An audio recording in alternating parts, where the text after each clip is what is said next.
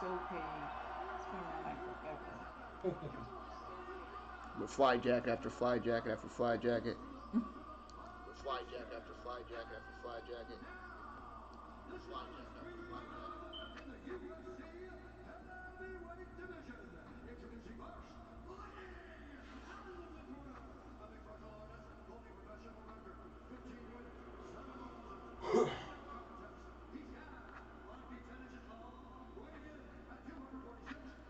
All right, guys, we are live for UFC 247. Thank you for joining me, as always, at Mike Jesse MMA. Follow me on Instagram, Twitch, YouTube, anywhere you can get live streams. I am there. As you know, anytime there is a fight that the people want to see, Mike Jesse MMA will be there to watch it with you. Give me a second, because you know I got some gifts for you. As we see Derek Lewis, a.k.a. the Black Beast. If you guys saw that stare down, I didn't realize how much bigger Derek Lewis was than Ilir Latifi. Ilir Latifi has really good wrestling. I thought that might be a factor. You saw what Daniel Cormier did. But I don't know if Ilir Latifi has enough size to be able to survive what Derek Lewis is about to do to him.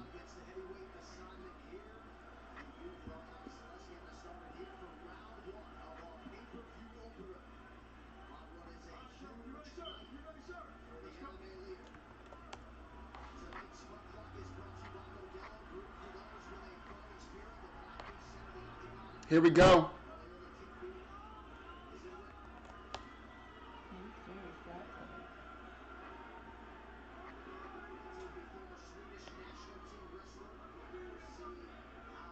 You can see the size difference. Let me get these stats up for you guys. You know, when I get into it, I will forget.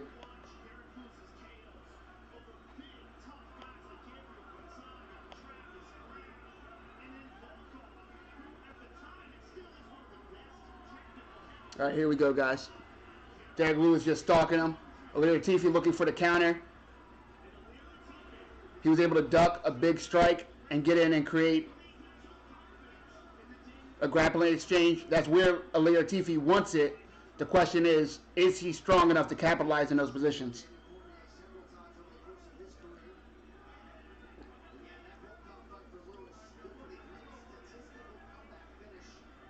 Derek Lewis pushing Ilir Latifi up against the cage. If I'm his coach, I'm telling him to back out. Ilir Latifi saying he got poked in the eye. The ref saying no, keep going.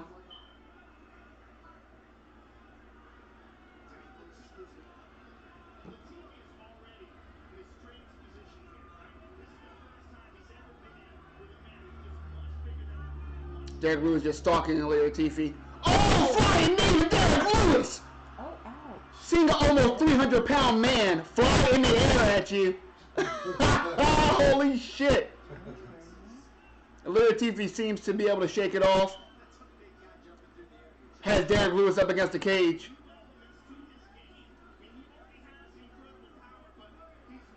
Don't forget, Derek Lewis does have that switch kick. He does have really surprisingly agile striking. Ilir Latifi working that single leg. Oh, he's hiked it up really high. Daniel Cormier had a lot of success with the ankle picks against Derek Lewis. Looks like Derek Lewis has been training his wrestling, though. He's been taking his training a lot more seriously lately. You see, he does not cut weight to the to weigh in at heavyweight anymore. He used to walk around at about 285, having to cut down to 265. Now he weighed in, I think, at 261, not cutting weight. You can see the difference in his body. Let's see if that leads to better cardio for the Black Beast. Baby Shaq.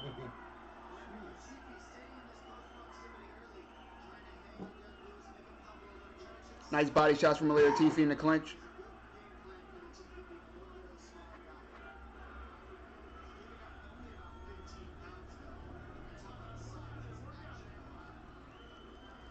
Dominic Cruz talking about Ilir Latifi only giving up about 15 pounds. but it's different. You can see Ilir Latifi is carrying a little bit of a gut. A lot of that is water weight. Derek Lewis is every bit of that 260 pounds that he weighed in at. Oh, a head kick. Partially blocked, but that thing is strong. If you joined me before, you know I always say it doesn't matter if you block a head kick. It still hurts. Whatever part of your body it lands on hurts. Nice kick to the body from Derek Lewis. Another head kick blocked. Ilir Latifi trying to swing wildly. Needed a body partially blocked by Ilir Latifi. Ilir Latifi with double underhooks. Derek Lewis needs to pummel inside to not allow Ilir Latifi those double underhooks. With a wrestler like him, that is very dangerous. Derek Lewis leaning on him, trying to use his height to his advantage. But against a high-level wrestler like Ilir Latifi, drops down, tries to get that leg again. Derek Lewis able to pull it back. I don't know if it's more so his positioning and just good takedown defense, or just he's so goddamn big. Ilir can't, once he has that leg jacked up, can't then yank it down across his body to try and get that takedown.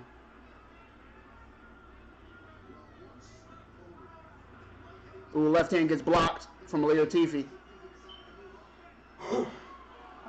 Derek Lewis tries the knee again, just misses. He's out there having fun. That's what we want to see. The crowd booing, can't stand crowds like this. This is an entertaining fight. The hell are you booing? It's heavyweights and it's going to a second round. Shut the hell up. Can't stand bad crowds.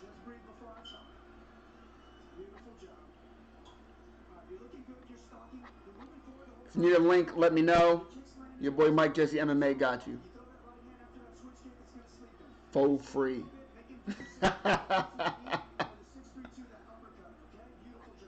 Do not forget, give the video a thumbs up. Subscribe if you have not already. Follow me on Twitch, YouTube, and Instagram at, you guessed it, Mike Jesse MMA. A look at this flying knee. Ilir Latifi, very lucky that it didn't land more square on his jaw. Part of his chest caught that.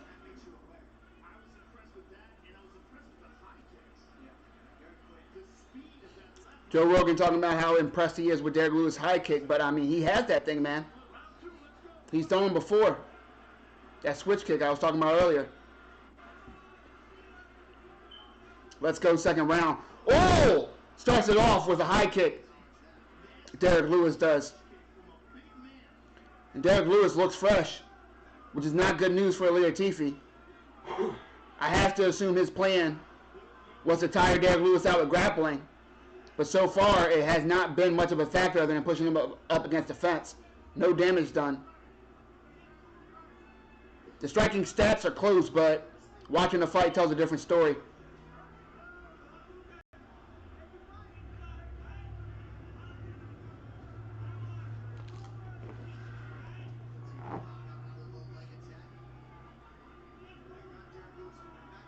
Ilir Latifi going forward more this round. Ooh, nice leg kick from Ilir Latifi.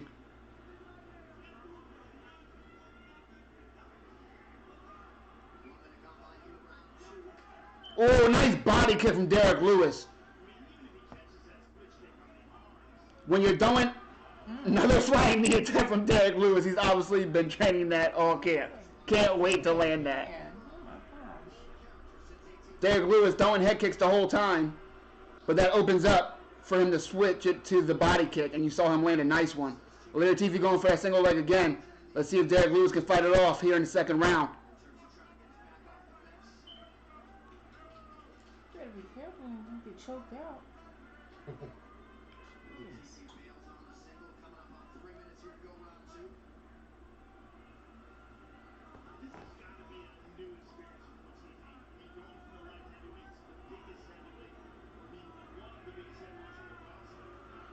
Joe Rogan talking about the size difference that Ilir Latifi is experiencing right now. Going from being one of the more solid guys at 205 and now fighting one of the biggest heavyweights on the planet in Derek Lewis. Oh, nice knee to the gut from Derek Lewis. Derek Lewis now able to spin Ilir Latifi around to the fence. But if I'm him, I'm backing off. Nice elbow, but doesn't fully land. Tries to land that knee, misses. Ilir Latifi has those double underhooks and able to get the outside trip. Great takedown from Ilir Latifi.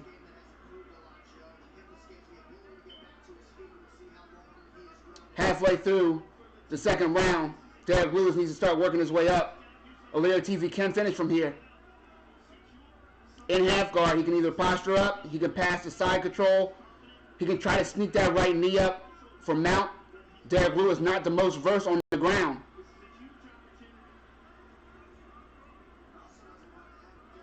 Ilir Latifi mixing it up from the body to the head.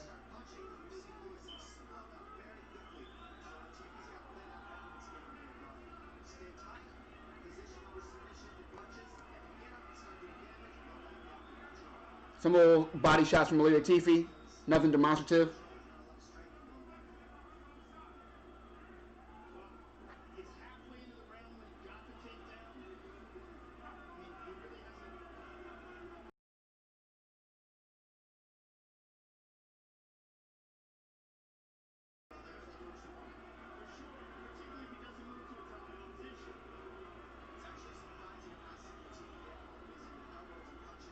Nice body shots for Ilir Latifi.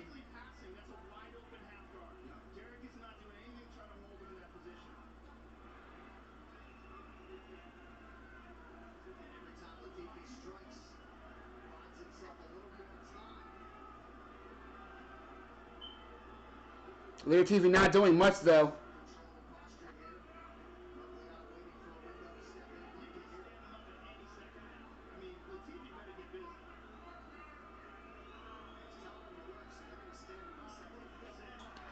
Stood him up. I agree with that. Ilir Latifi wasn't doing much. Ilir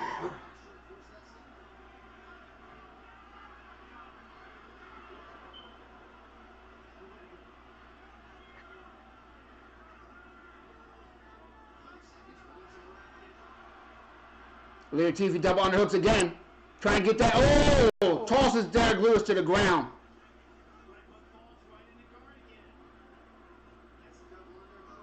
Works the body shots again. The crowd is not liking this at all.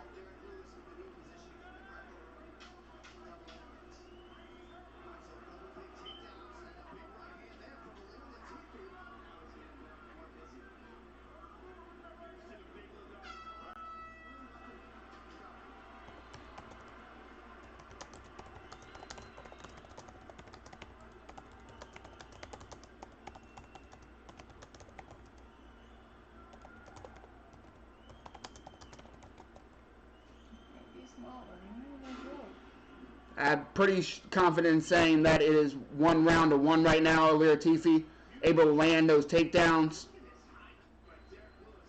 which was the biggest factor of this round.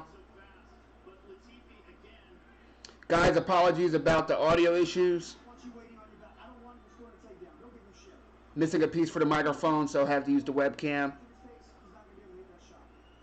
As you know, we fall down, but we do not stop round here. But it will be better next week. After this fight, we will take a look into what next week card details. Of course, it has a lot of impact on what is next for the winner of this main event in the light heavyweight strap. Anderson versus Blachowicz, both deserving contenders. 100% a number 1 contenders fight. Unless, of course, Reyes wins and John Jones, of course, getting that immediate rematch. Here we go, third round.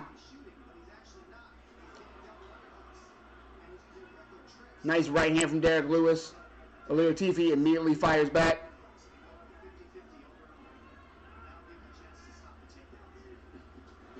Ooh, Derek Lewis really looking for his shots now. He knows that this is a close fight. He wants to keep Ilir Latifi on the outside. Another flying knee for Derek Lewis, but again, Ilir Latifi has those double underhooks. Derek Lewis trying to pummel in for inside control, but Ilir Latifi's just on him, squeezing tight. Derek Lewis needs to be careful not to give up his back. He needs to try to dig his left arm to get that underhook. His hips are in the right place, but not for long. Ouch. And there he goes, just on cue. Later, TV able to lift him up. Derek Lewis has to fight for those underhooks. You can't allow a wrestler like Alir Tifi to get those double underhooks on you unanswered. And Derek Lewis not looking like he wants to exert but so much energy to get up.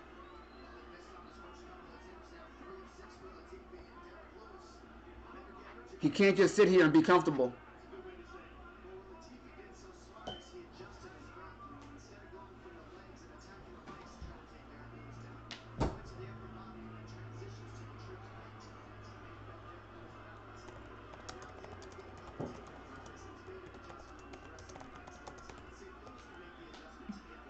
Probably can't see him unless he's good, like they can handle something like that.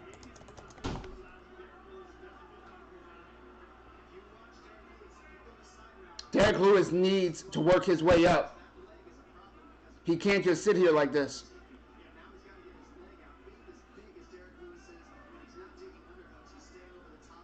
Again, guys, apologies for the audio issue.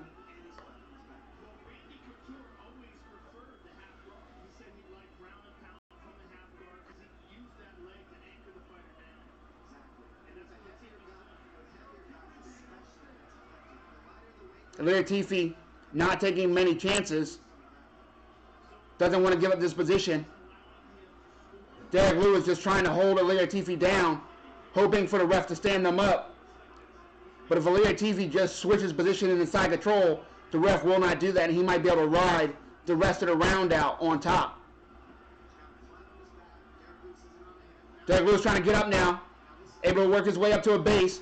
He needs to attack that grip, the hands of Alir Tifi. He does, and he gets up.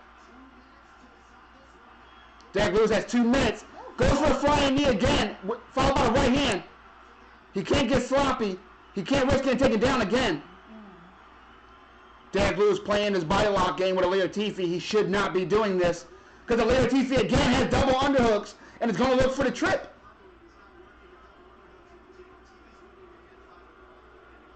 Derek Lewis needs to get off the fence.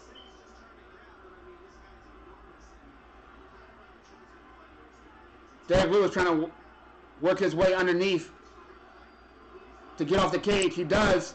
Needed a chest by Derek Lewis. Derek Lewis looking at the clock. As the crowd chants Lewis. Alir Tifi with Derek Lewis just pushed up against the fence though. Derek Lewis, of course, not out until the last second, as we've seen him before against Vulcan. Lands a right hand, Derek Lewis does.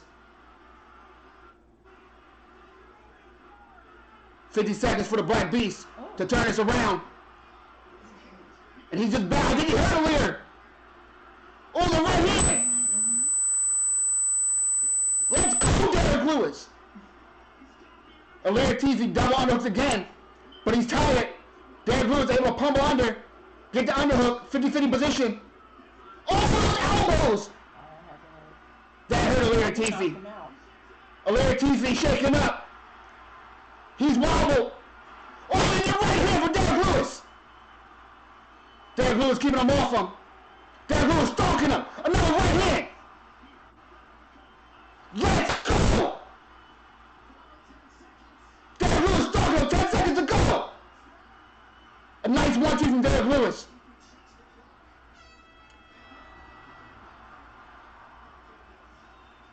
What a fight! Both men are tired, but they both gave it their all.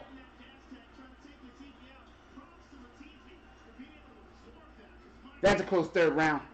Alir Tifi controlled with the takedowns. He controlled with top position. But those strikes, Derek Lewis to end the round, did more damage than anything Alir did that round. How do you score that fight? Especially the way the judging has been going on tonight. I don't know. Little man can take a punch though. That don't hurt.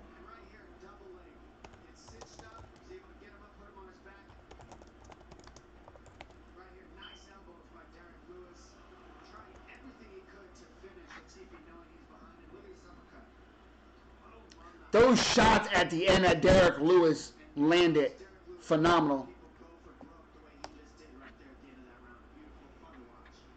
Like, what else do you want from a mixed martial artist than to give it their all at the end? Fantastic.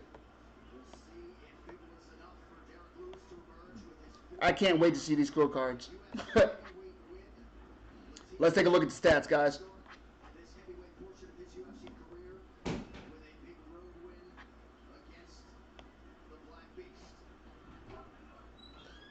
Alir Tifi lands 66 to 28. But I mean, come on. Nothing landed like those shots that Derek Lewis threw. Here we go with the decision.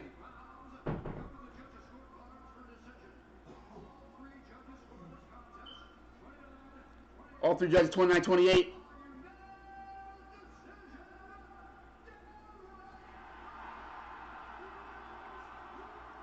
The Black Beast gets the decision. That was close, though. His dude. That third round was so close. Derek Lewis was not sure if he was going to win. Now on top of the cage, celebrating. And in his home state of Texas. To take a punch, though. He has some strategy. Not home state, but that is where he resides now. What a close fight. Alir TV giving Derek Lewis props. Wow. Let's listen to what Derek Lewis has to say. I'm going to turn the TV up real quick so you guys can hear.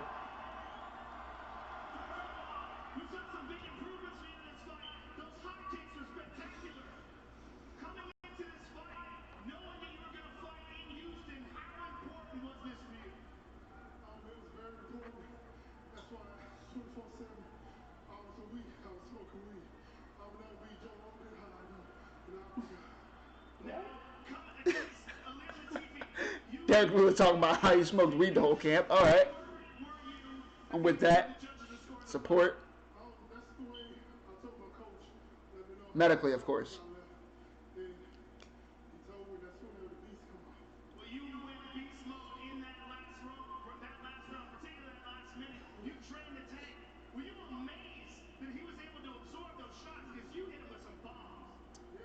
Asking Derek Lewis if he was surprised that Alir kept eating those shots. Ooh, those elbows behind the ear really hurt. And that uppercut. Whoo! What a fight. That was a close one, man. That was good.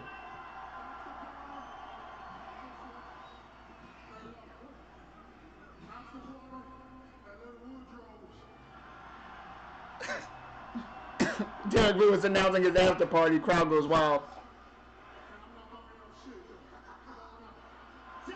And says, if you come, I ain't buying you shit. Let them know, Black Beast. Let them know. Guys, what a hell of a first fight. And we still have 4 more. You lucky SOBs. Let's get ready for the next fight. If you're in Houston, definitely go out to Little Woodrow's tonight and celebrate with the Black Beast.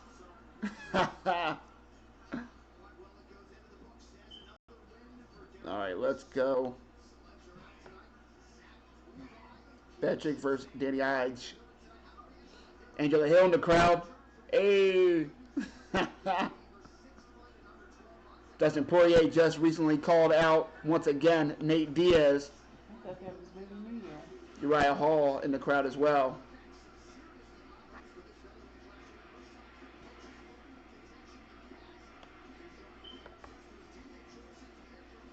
All right, got it all set up for you guys for the stats for the next fight. As promised, let's take a look ahead to next week's card. Jan Blachowicz versus Corey Anderson.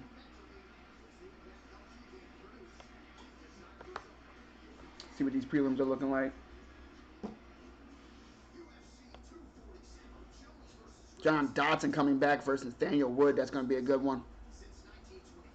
Jim Miller versus Scott Holtzman. Devin Clark.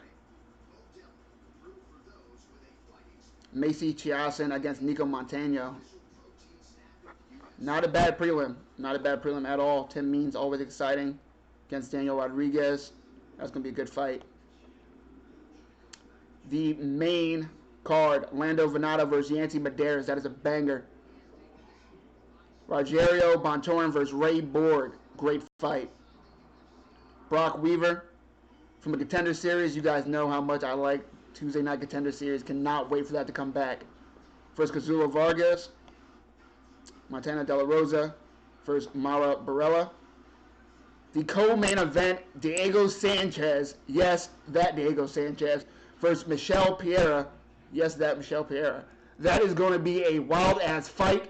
Michelle Pereira, if you remember his last fight, he came out spinning, flipping, cartwheeling, gassed himself out, and got his ass whooped. Diego Sanchez, on the other hand, is one of the only, if not the only, original Ultimate Fighter that still remains in the UFC. A legend, a crazy man. We'd love to see if he's coming out with a real corner this time. Remember last time he came out with someone, what did they call him? A spirit coach or some shit. And he just kept telling him to be Mike Tyson, be your inner Mike Tyson. That did not work, did not help against Michael Chiesa. And then Corey Anderson, Jan Blachowicz in the main event. Both men deserving of a title shot. This will decide it once and for all. I believe they're the only ones in the top 5 that John Jones does not have a win over yet. Let's take a look at the tear that Jan Blachowicz has been on recently.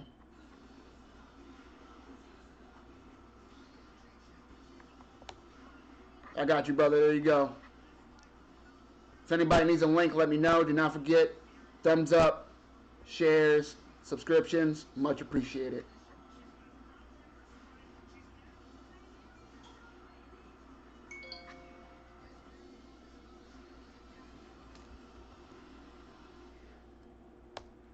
Yeah, the judging has not been great tonight. I can't argue with you there. Yeah, Derek Lewis definitely looked good.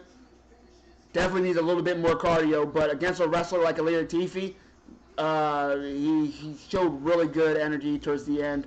Derek Lewis is always dangerous. That was a close-ass fight. Second round definitely went to Ilir Tifi. First round definitely went to Derek Lewis.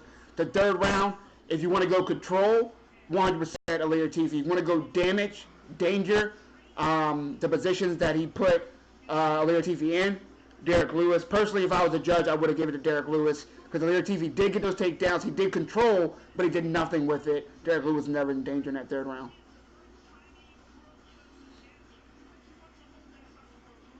All right, Jan Blachowicz, 24-8, the number 6 light heavyweight in the world.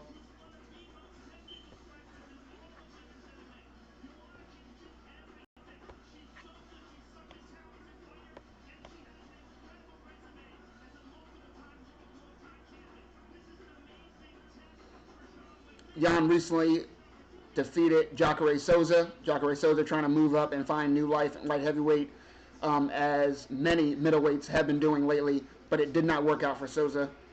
Did not work out for Rockhold either. Jan Blachowicz ended him in the second round. Jan does have a loss over Santos, but it's nothing to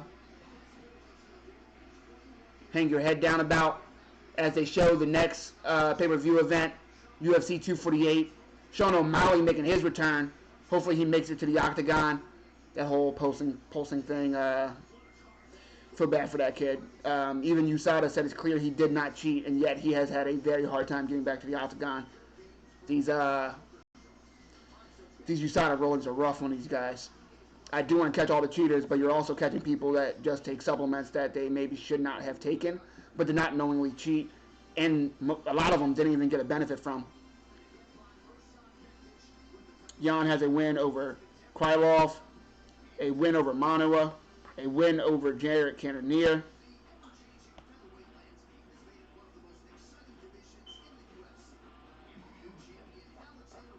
Definitely deserving for this number 1 contender bout. Now let's take a look at Corey Anderson's record as of late.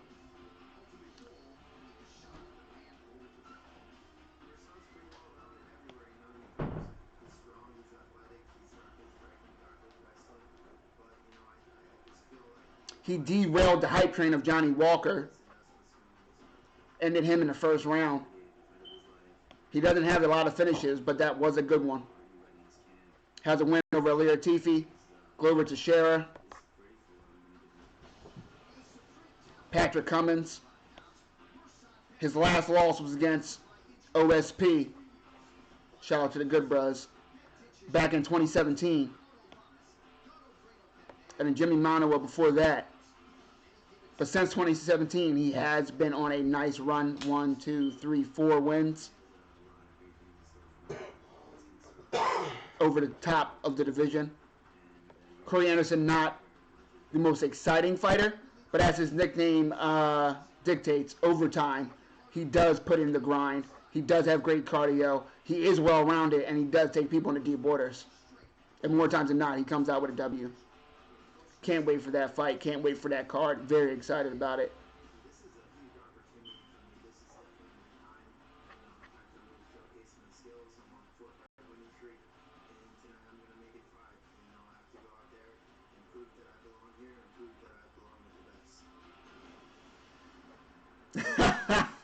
Glad to have you back, brother, and I know how that goes. Glad you finding some time for the fights.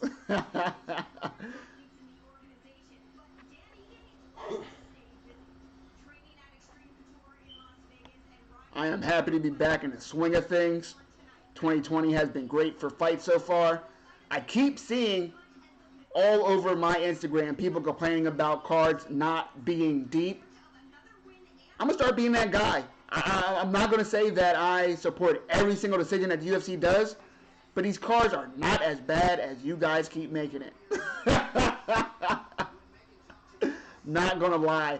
I was listening to Brendan Schaub's podcast earlier this week, and him and his boys were talking about, this main card, da-da-da-da-da. I'm looking at this card, and I've been excited for weeks about this one. Was excited to see Derek Lewis welcome Ilir Tifi to the heavyweight division, and in my opinion, that card lived up to the hype. It was not a first-round knockout that I thought it was going to be, but Ilir Tifi looked good at heavyweight, looked like maybe he can hang.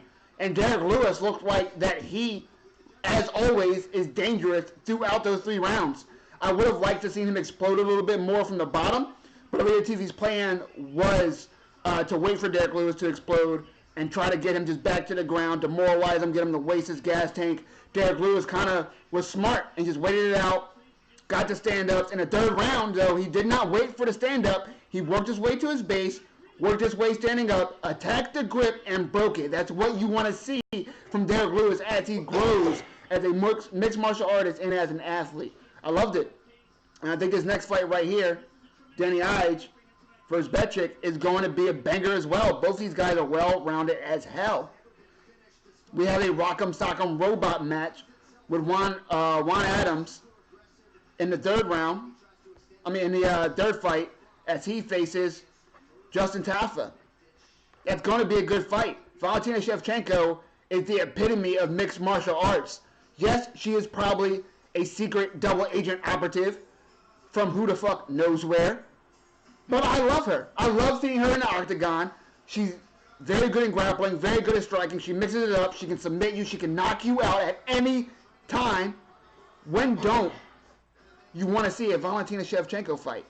Katlyn Chookagian has great footwork, great boxing. She mixes it up with her feet, and she's dangerous. She is the biggest underdog on the card. I think she's going to get her ass whooped, but she has a style that I have not seen Valentina Shevchenko face, and I think it's going to be a very interesting fight.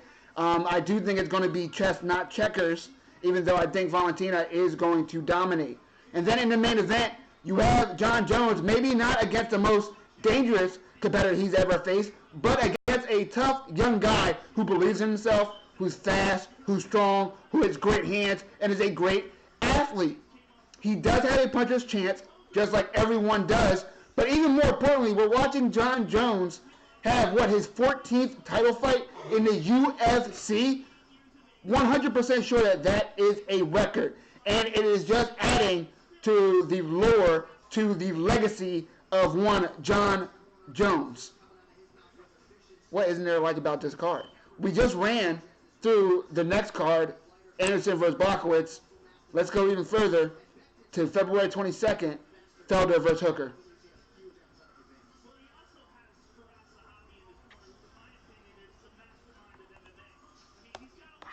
Dropping links again.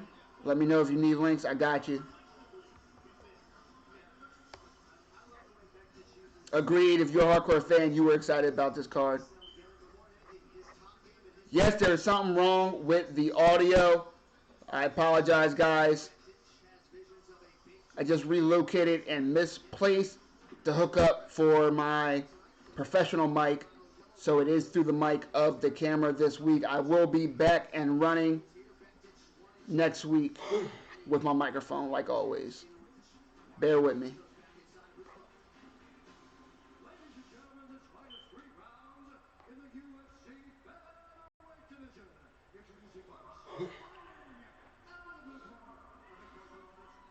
Here we go, the second fight of the night, about to start. Dan Ives, 12-2. At 5'7", not the biggest featherweight, apologies. But he does have power in his hands. And he is a pretty good grappler.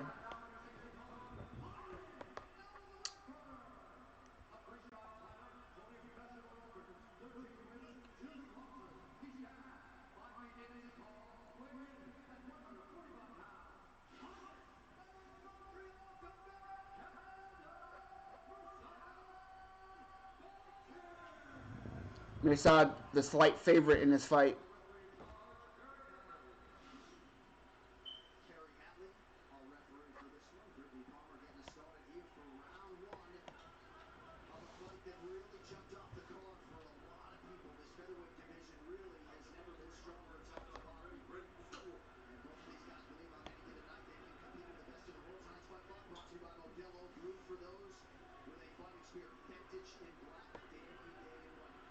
He's 5-1 in the UFC.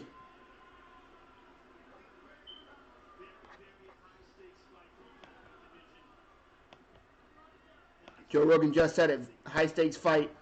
Both men. Very young. Very high upsides. This fight will slow down one of their trajectory and launch the other one. A lot of eyes on this fight being a John Jones card.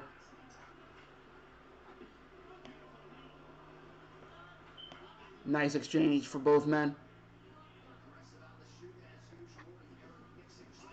Oh, both men swinging.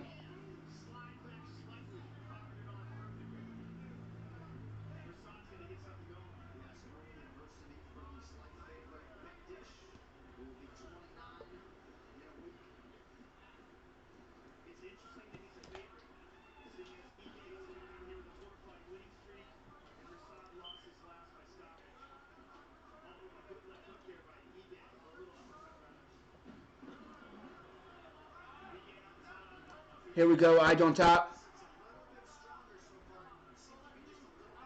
Oh! Those shots to the side of his head! Music's hurt. Like I said, give me your lunch.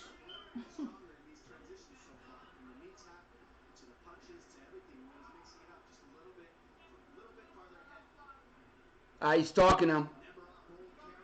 I thought he had Mircea hurt. Looks like he has recovered. He's smart not to just blitz in. Oh, nice shot again. Hurts him again.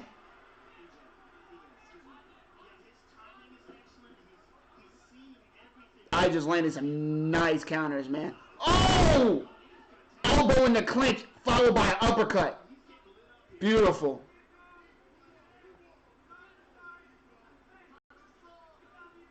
Touch his soul.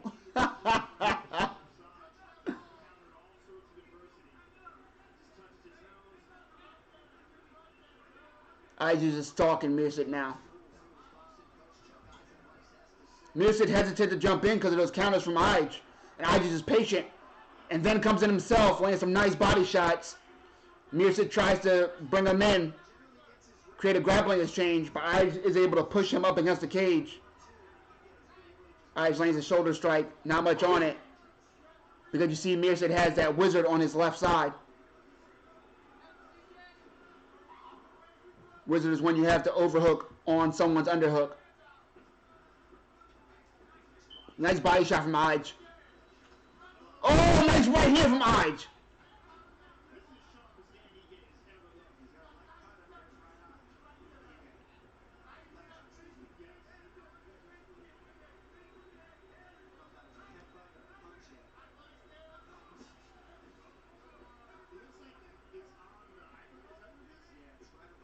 Oh, nice 1-2. But then Mirsa returns. Nice uppercut off the takedown from Mirsa. Kick to the body. Nice. Mirsa getting comfortable, finding his groove a little bit. Eyes walking forward, but waiting for the counter. Mirsa's able to pick his shots and get a few through. Nice right hand from Mirsa, then blocks a couple from Ige. Mirsa just misses that high kick.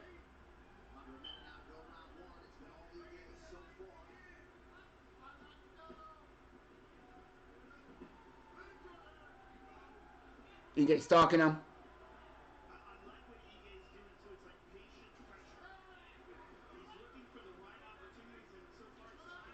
Nice knee to the body from Mirsa.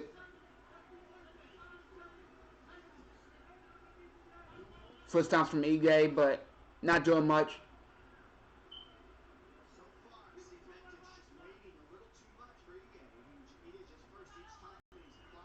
Nice elbow from Ige.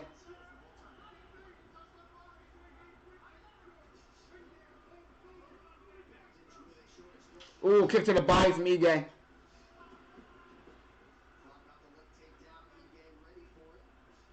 Oh, nice left hand from Ige. Almost gets a takedown, lands a nice right hand before the buzzer.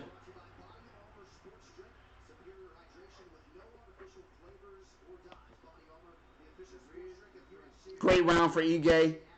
Mirsa had his moments, but definitely a round for Ige.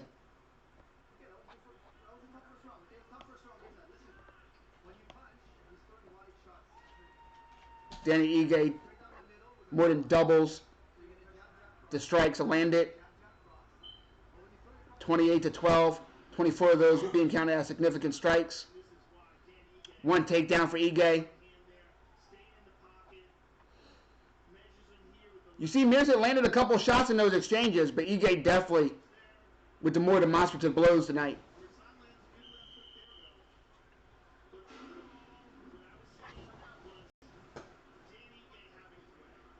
UFC 247 Jones versus Reyes, brought to you by Modelo, brewed for those with a fighting spirit. Looks pretty good right there, that Modelo. The second round at times has been his kryptonite. He's thrown away second rounds. His words, not mine. We'll see how it goes for him tonight. Oh, I appreciate it, man. I try to keep it low, but you know something crazy happens on the screen.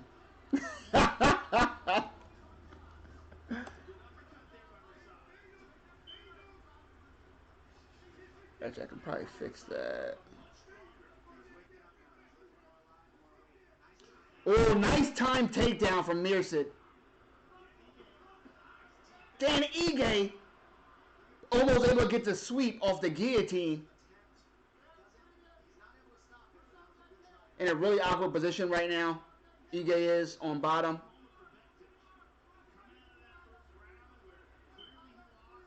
Mirsa pulls him from the cage. He's going to try to get it. He needs to get his right arm out, though.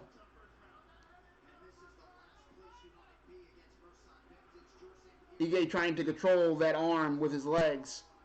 Not really a dangerous spot for Mirsa, but he can't get full control with his right arm stuck like that in between Ige's legs.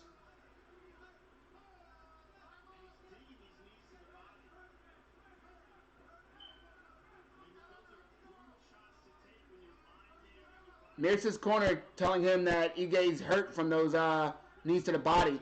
Not sure I agree.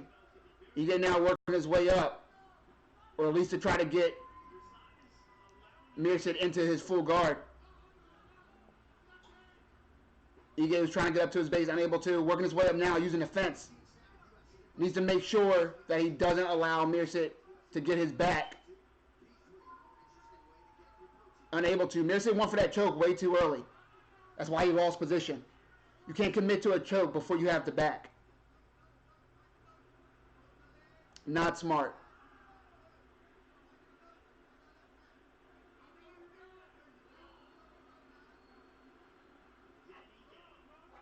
Mircid has a lot of control this round, though. Ige needs to work his way up.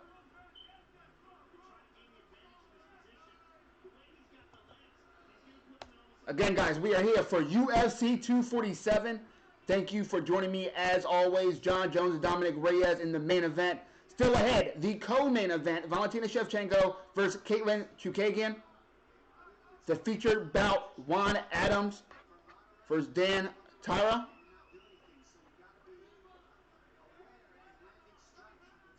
And we are currently watching Mirsad Bektic versus Dan Ige. Dan Ige needs to work his way up. He can't sit here and just allow Mirsad to ride out this round on top. Mirsad trying to work that arm triangle, but what he needs to do is hop to the same side as the choke. The left side of Ige.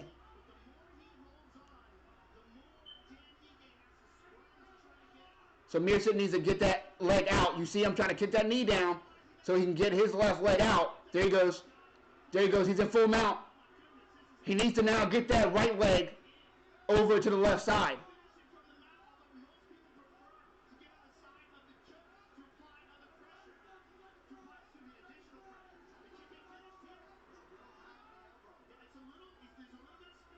Mirsad needs to get that right leg to the left side so he can walk up the choke.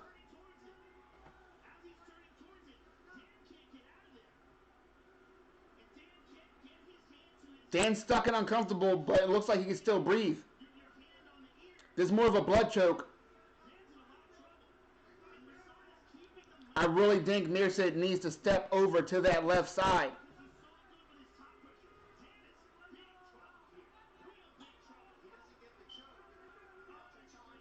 And he doesn't.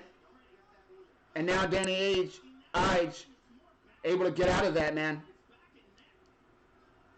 I don't know why he was so comfortable trying to get that choke from the mount. You get so much more leverage when you walk it to the side of that choke. I really think he could have finished that if he did that. Danny Ige trying to work the the Kimura.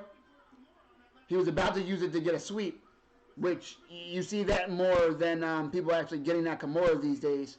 Kimura was just so popular, and you see when a submission gets popular for a couple years, the defense for it gets just to the next level. That's how the sport grows. You used to see people get rear naked choke, and it was done. Not anymore. So many defenses to that. You used to see people get mounted, get finished easy. Not anymore. Very rare. You see more people get finished from half mount now with people posturing up with strikes than they do getting mounted. Danny Ige doesn't look tired. Spent a lot of that round on bottom defending. I wonder what Mirsad's gas tank is looking like after putting all that strength into that squeeze. Again, guys, thank you for joining me. Do not forget to subscribe, like, and share. Appreciate it. If you need a link, let me know. Danny Ige's coach telling him 5 more minutes. He does not want it more than you. We're about to find out. Let's go.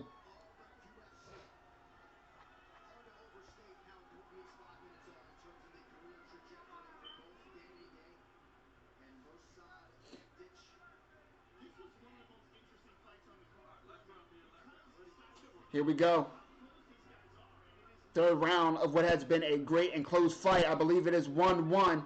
Danny Ige well ahead on the striking, but Mirsad was able to control most of that last round in the grappling and was on top. Even put Danny Ige in danger with that arm triangle, though he should have hopped to the left side, in my humble opinion. Very rare you see that choke finish in this level of MMA via the mount.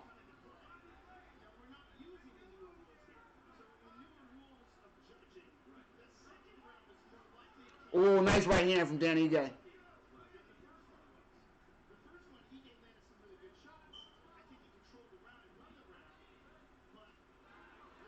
Body kick from Danny Ige. Both men landing in that exchange. Nice strikes. Ooh, nice jab from Danny Ige. That's a really stiff jab. Lands it again.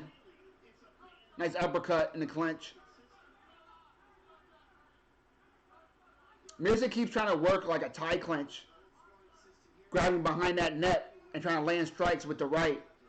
It's worked for him a few times. Looks good. But Danny Ige, very strong and very dangerous at that distance. You got to pick and choose your battles if you miss it, Betchick. Oh, those elbows behind the ear from Ige. Mirza trying to work that single leg. Not in very good position to get it right now.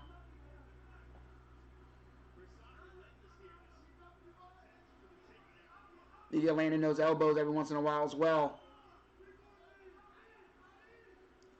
Mirza's still holding on to that leg, but he is not in a good position to finish that takedown at all. And the ref breaks him up. Not sure I agree with that.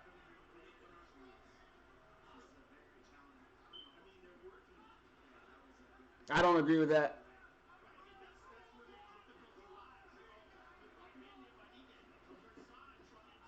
This isn't kickboxing. You gotta let them work in that position. As Joe Rogan says the same damn thing.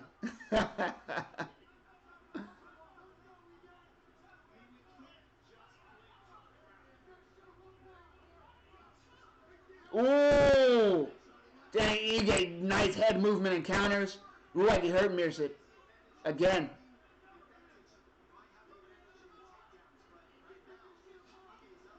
Whip to the body, Danny Ige did. Mirza's slowing down. He's backing up. Ige just forward pressure and power still. Still impressive speed. Mirza with the occasional deep breath. Nice counter from Mirza right there.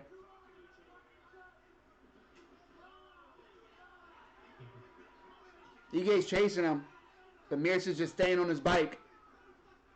Not allowing Ige to really put a bunch of power and step in. Oh, nice timing for that takedown. Ige right up. And winds up on top.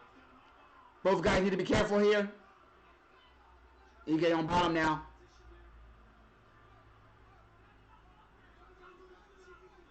Needs to be careful not to punch the back of Mirza's neck. Holy shit. You can't do that, Danny Ige. He's like, yeah, I'm going to go for the base of his skull. That's where the most connection is. Danny Ige with the brain shot.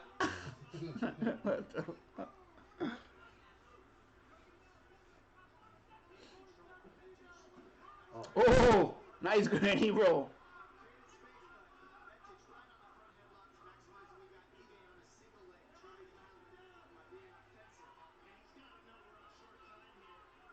Danny Ige needs to get up. Not really. Mirza scored with that takedown. You don't know how much those refs are going to score. The refs have been wacky all night. You don't want to leave it close to the judges. 10 seconds left. Danny Ige looking for a way out of this position. Unable to find it. That's a close fight. That's another close fight, guys.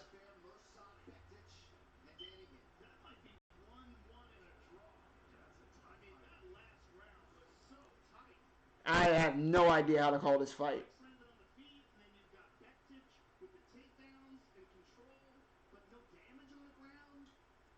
I'd give it for Danny Ige because, as far as I'm concerned, you know, you do the more damage. You put your opponent in the most danger. You win the fight. But I'm not a judge, and that's not how they are told to score. Mirza had a lot of control with takedowns. In the second round, definitely his round. He had a takedown again with control in the third round. They had good exchanges. Mirza did land some good counters, But Danny Ige attacked the whole third round and landed some really nice shots and combinations. Look at that beautiful takedown.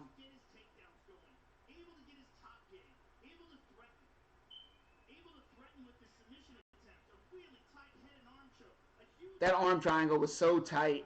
If he would have just stepped over.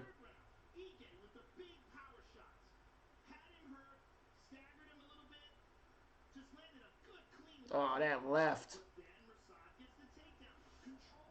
Guys, no idea how they were about to score this fight. I mean, I have to draw if I've ever seen one. But I don't think it's going to go that way.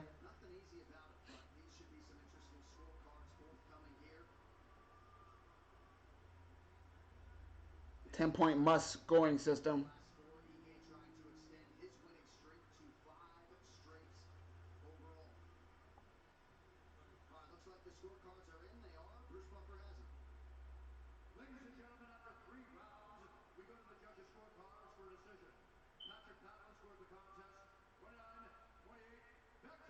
29-28 Mearset.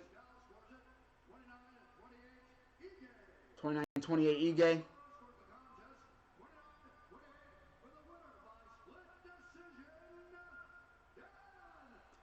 Dan Ige with the win.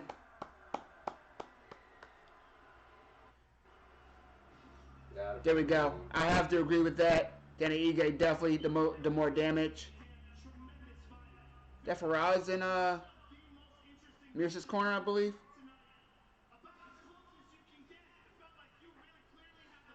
Guys, as always, these guys put it on the line. I'm going to turn it up so that we can hear what he has to say. What is he ranked? Nah. Oh.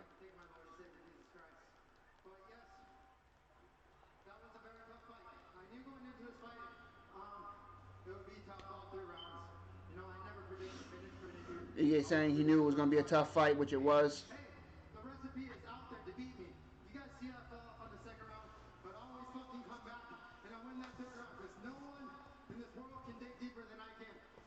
Danny Ige said he always has a weak second round, but the third round he always comes back because no one digs deeper than him. Dan, how tight was that head and arm choke in that second round? I've been there way too many times. I've been there with the best guys in the world. There's no way he's going to finish me there. Ige saying no way he was going to get finished with that choke, but that thing was tight. Well, tonight was arguably one of the most important fights of your career. Congratulations on an excellent victory. I really, really enjoyed the fight. Thank you very much, sir. Thank you so much, Joe. Thank you, everyone in Houston. Awesome city. I'll see you guys tonight. Let's come celebrate a little bit. Little Woodrow's. I'll be there. Looks like Dan Ige is also going to Little Woodrow's. Go to Little Woodrow's is the moral of the story if you are in Houston. Go turn up with Danny Ige and the Black Beast, Derek Lewis. Let me get these screens ready for you guys. Juan Adams versus Justin Tafa. Next up.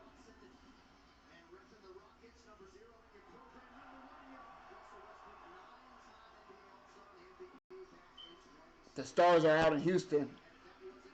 Love seeing all the support from other athletes that MMA is getting these days.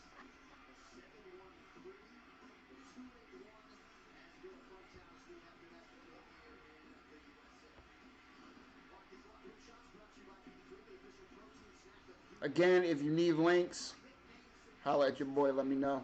I got you. Juan Adams' braids look like they hurt. That's like a AI level braids he has right there. Let's take a look at the UFC career thus far for Juan Adams and Justin Tafa. Definitely not the most experienced guys on the roster. But both men do have finishing power.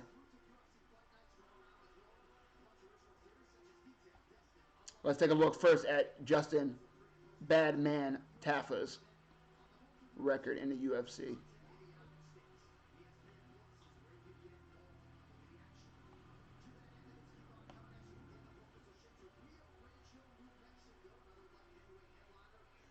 Only 26 years old. weighing in at 264. Huge heavyweight. Only one fight, and that was against Castro, and he lost in the UFC.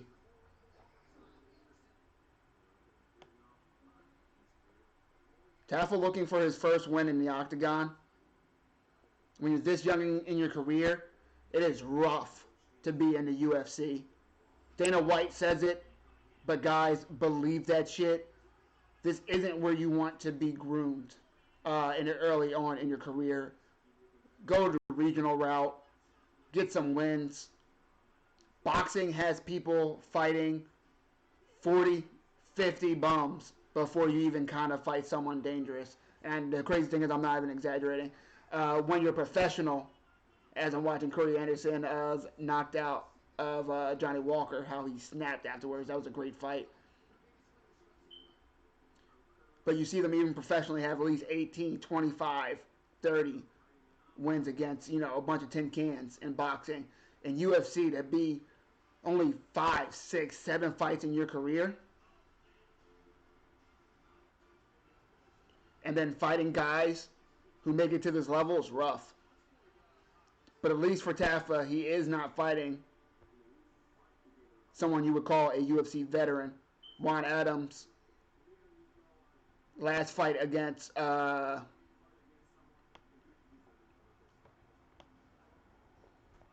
Hardy.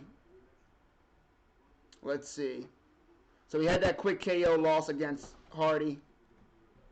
Before that, he had a loss against Bueller. And then he had a win against De La Rocha. Also, Juan Adams, a vet of the Dana White Tuesday Night Contender Series. So Juan Adams is riding a 2-fight losing streak. His only 2 losses in his career. But they did come at the UFC level. A third loss, we've seen it before. Young fighter near the UFC, lose 3 times and you are out. Juan Adams may very well be fighting for his career. Same for Tafa, even though it's only going to be his second fight in the UFC. If he has a bad showing, it could very well be his last as well. That's why I love how they set up these third bouts. It's usually people that not only need wins, but people that are looking for the finish. Both guys are going to be looking to end the night early because they need to.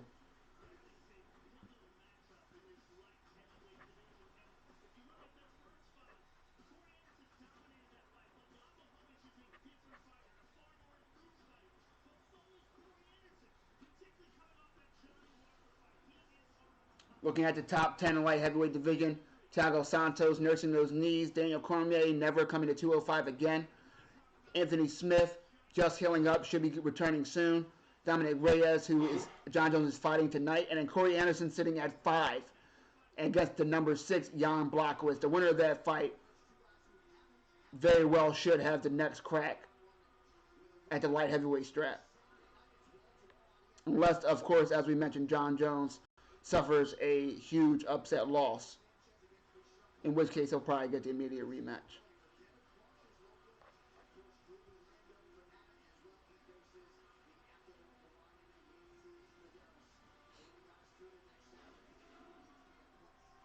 Give me 2 seconds, guys.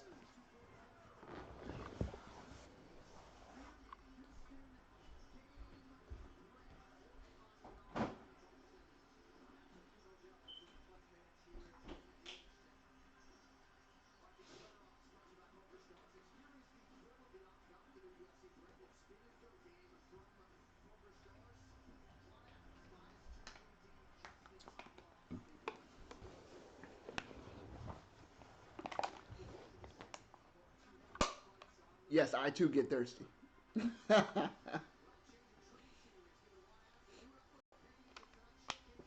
Tell you what, Juan Adams does look in fantastic shape.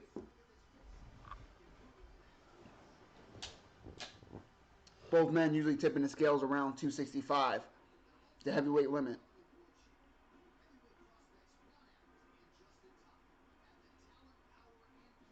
Justin Taffa, though, I believe has the body type. Maybe he can cut down. Of course, 60 pounds, that's a lot, but he does have a lot of extra weight. Even if he doesn't cut down to 205, maybe coming in here at 240 might suit him a little bit better.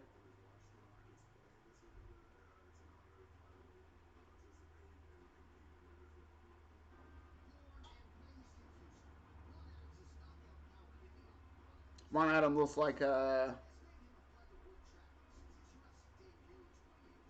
thing off of Ice Age.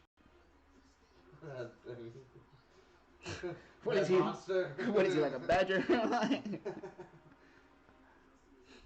He looks just like him. I wish I could remember the thing's name, but he looks exactly like Juan Adams.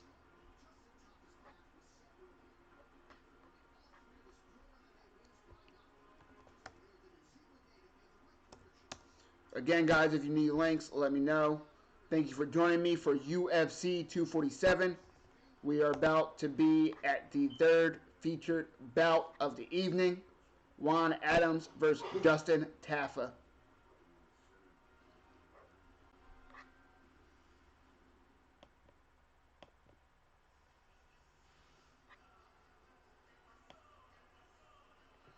Both men young in their career, 5-2, 3-1. See Juan Adams at 6'5" to Justin Tafa's 6 foot. Juan Adams, one of the bigger reaches in the UFC at 81 inches. Of course, UFC does not have Justin Tafa's reach because, it's not like we want stats and, information on our fighters. Each of them have only won by knockout.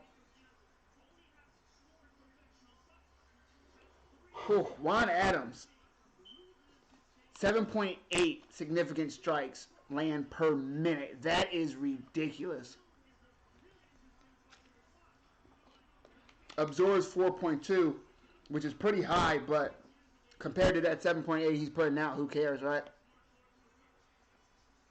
Of course, these numbers are a little exaggerated because of how few fights he's had, but goddamn.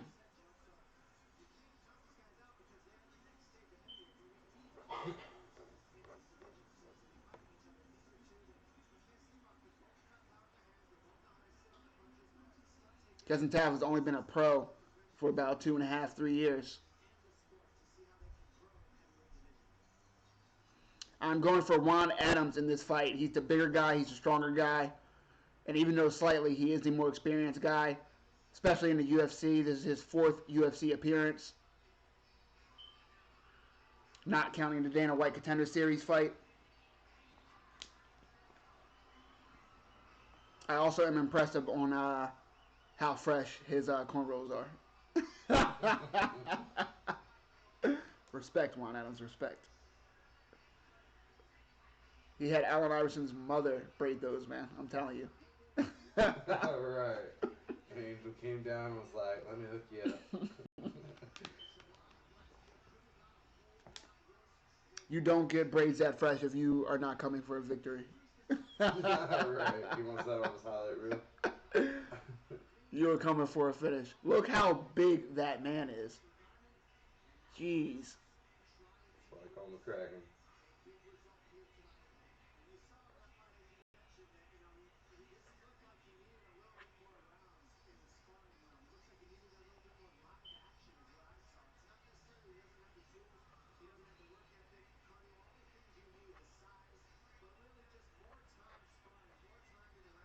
After this fight, we are going to check out the next pay-per-view event, UFC 248. Y'all have no idea how excited I am for that one. Woo! Again, you complain about these pay-per-views. This is what I dream of. These shits are so good lately. It is ridiculous. You guys are just ungrateful and spoiled. Not to skip over, of course, the fight nights we have other than Jan Blachowicz versus Corey Anderson. Next main event after that, Felder versus Dan Hooker.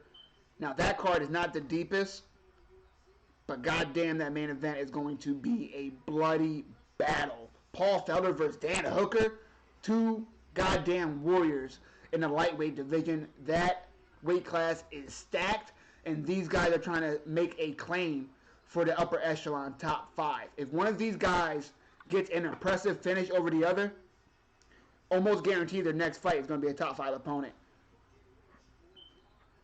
something both of these guys want.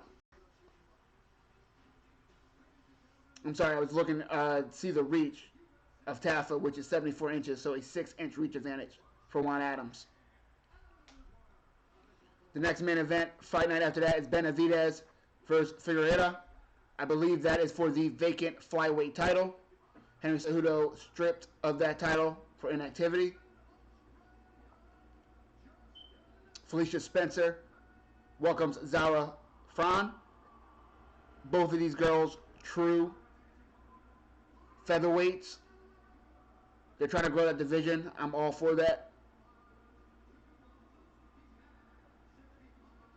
Ian Cutelaba on that card.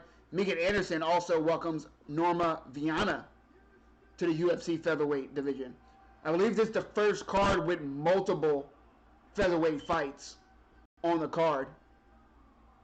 If it's not, it's definitely the first time that one of the fighters is not Chris Cyborg. That's a pretty good card. Can't wait for this one. Mike Davis returns. That kid is exciting.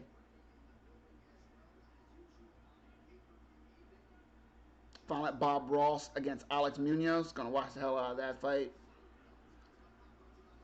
Here we go, guys. Juan Adams, Justin Taffa. Third fight of the night. Let's go. Nice leg kick from Juan Adams. Yeah, I can't wait either, man. This shit, whew, it's a good one. Juan Adams is just a humongous person.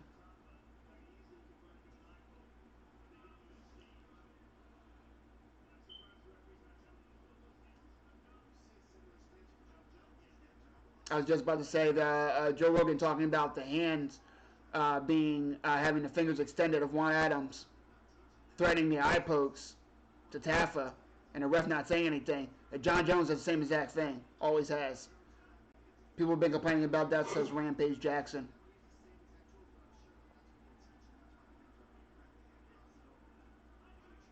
Juan Adams keeping those long arms extended, keeping Taffa at bay. Leg kick checked from Adams. By Adams, I should say.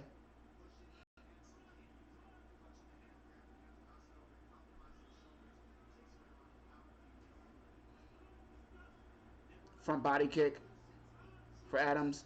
Adams eats a leg kick again. Needs to keep checking those so Taffa gets deterred from throwing them. Juan Adams cutting the cage off well, but Taffa able to jab out of the dangerous situation, and he catches him with the right. Couple left hands. I think he hurt Adams right there. Adams right back in his face, eating leg kicks again, though. Juan Adams just lands a nice leg kick.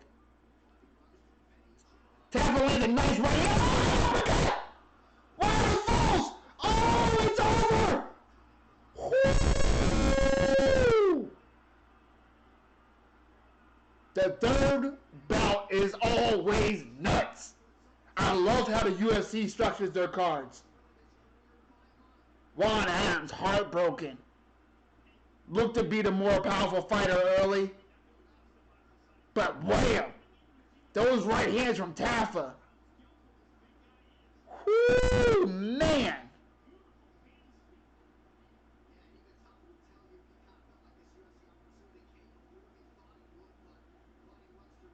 Wow, man. God damn.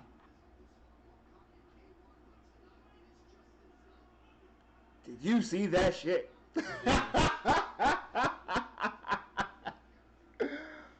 Woo!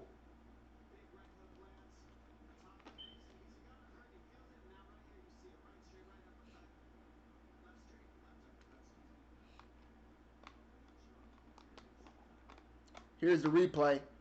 That right hand. And then that uppercut just put him down. And the ref saw enough. Yeah, he was fitting to kill him. Yeah. It was only going to get worse. That hook right in the jaw. And then bam! Again with that uppercut. Couple shots to the temple. That's all she wrote. Juan Adams upset. This may very well be his last fight in the UFC in his young career, but of course you can always make your way back. He has potential, he has size, he has power. But this is a rough loss to eat, man.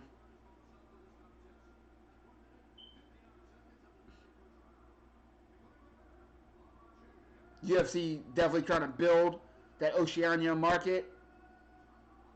Australia, New Zealand, Tafa is likely going to be in the future plans. Would love to see him on a New Zealand card.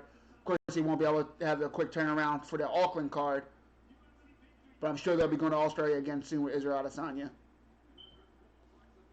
Let's listen to what Tafa has to say. Turn it up.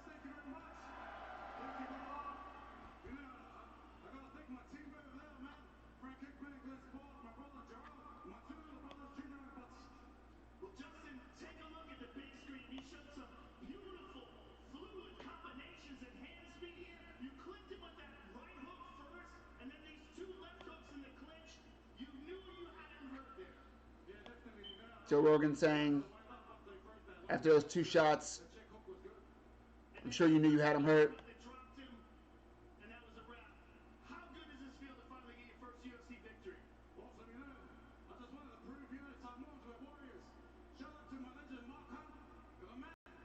Tafa calls out Mark Hunt. Not calls him out, shouts him out. Respect to him. Of course, the most famous, most likely fighter out of New Zealand ever, Mark Hunt. Maybe Israel Adesanya has surpassed him, but of course not a native like Mark Hunt is.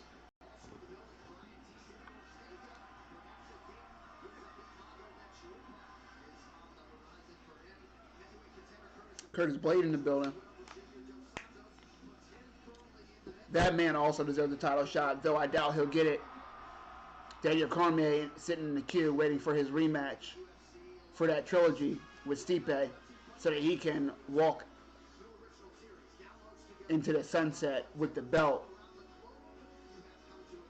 Let me go ahead and get this next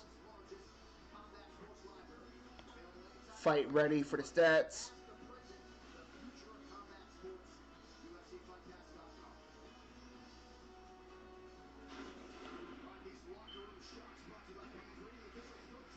We're about to see 007, Valentina Shevchenko, walk out to the octagon against Caitlin Chukagian.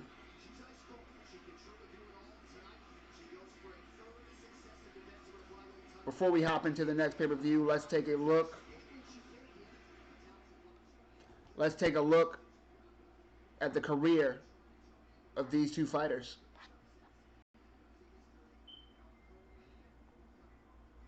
If you are just tuning in, thank you. We are about to be at the co-main event of UFC 247. John Jones versus Dominic Reyes. Valentina Shevchenko versus Caitlin Chukagian up next.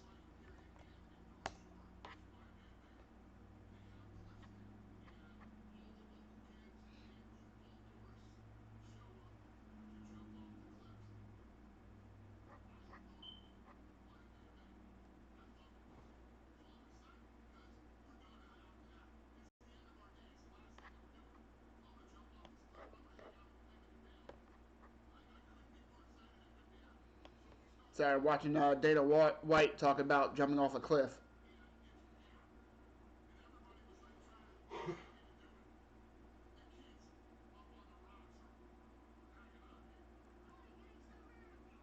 Dana looking skirt.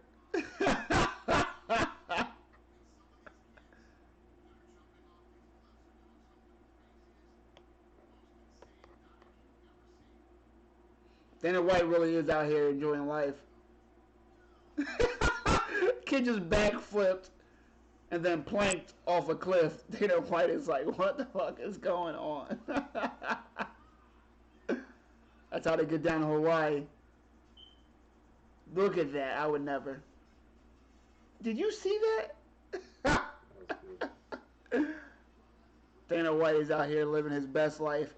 All right, Caitlin, the blonde fighter, Chukagian. Let's look at her record. Her last win versus Jennifer Maia. Before that, She beat one of my favorite fighters, Joanne Calderwood. She did suffer a loss versus Jessica I, but was riding a, 3-fight win streak before that. A loss in 2016 to Liz Carmouche, but before that she beat Murphy, who we saw have a very good win earlier today. Did y'all see those prelims? Good as hell. A bunch of finishes. Some weird judging, but really good fight. Look at Roxanne Modafferi in top 5. Maybe Max versus Jessica I or Joanne Calderwood can get her into a title shot. That'd be nice for Roxanne, the Happy Warrior. Just saw her defeat Macy Barber. Hurt her early and capitalized. Kaylin Chukagian, not a lot of finishes at all, if any.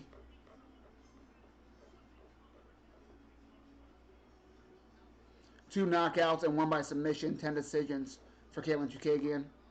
Now let's take a look at Bullet Valentina Shevchenko's record. As I say every time Valentina fights, I had her winning against Amanda Nunes that last fight. I don't think that was a... I don't count that as a loss, even though it is what it is. It's in the record books as one, but she won that fight. 4-fight win streak for the champion. 5 wins by knockout, 7 by submission. Her striking accuracy at 50%.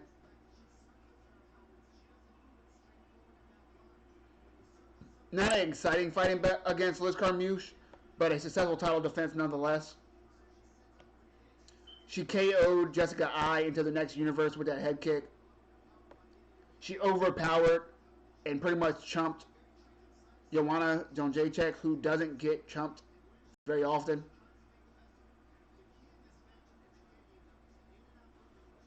Since she's come to flyweight, she has 1, 2, 3, 4 wins. Looked great in every one of them. She lost in 2017 versus Amanda Nunes, but again, I thought she won that fight. She submitted Pena. That surprised a lot of people, including me. That's when I really knew she was about that life, honestly. Went over Holly Holm.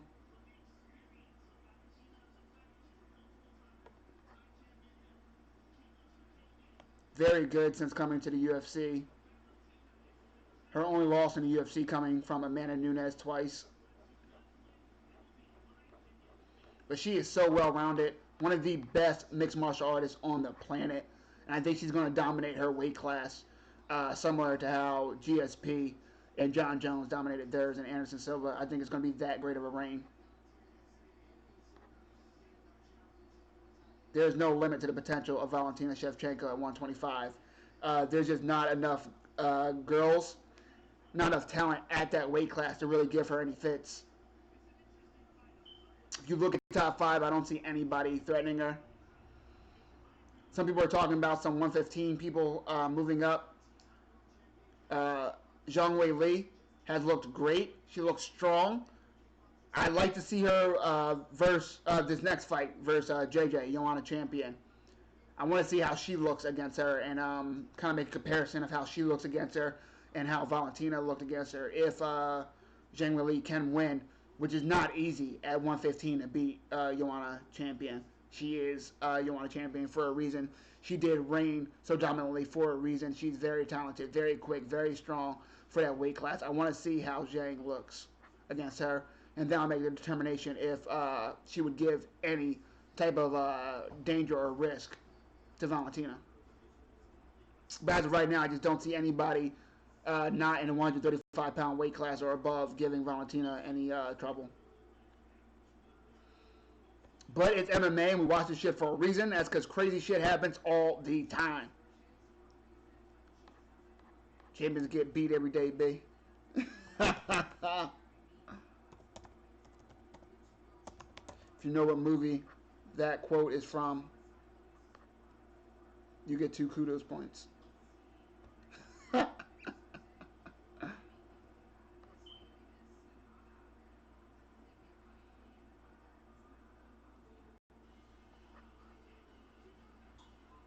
Valentina, the biggest favorite on the card.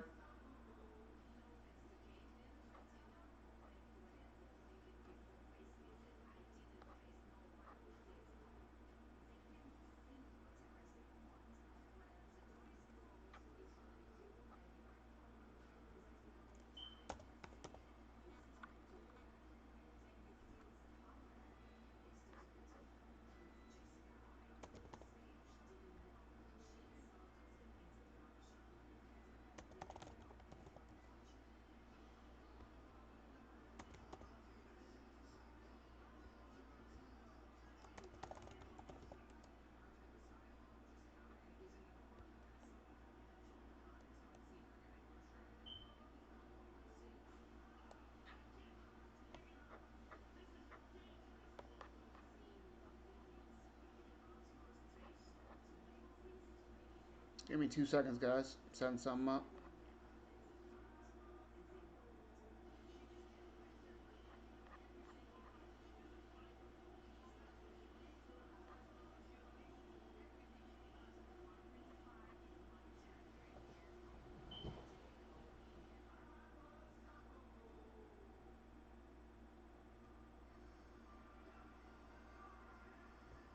You bet on the fights? No. I wanted to. I look like Caitlin Chikagian's odds went up a little bit. She's now at a plus 590. Still, I believe, the biggest underdog on the card, though.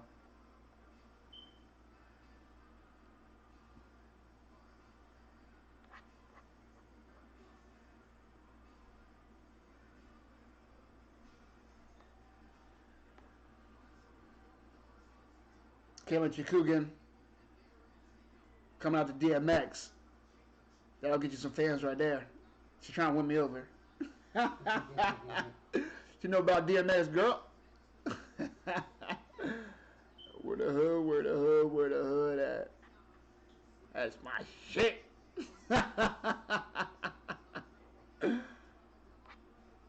Don't give me late 90s hip hop. Show you what I'm going to do with it. Y'all too young for that right there. Y'all can't appreciate that. Y'all don't know what that's about.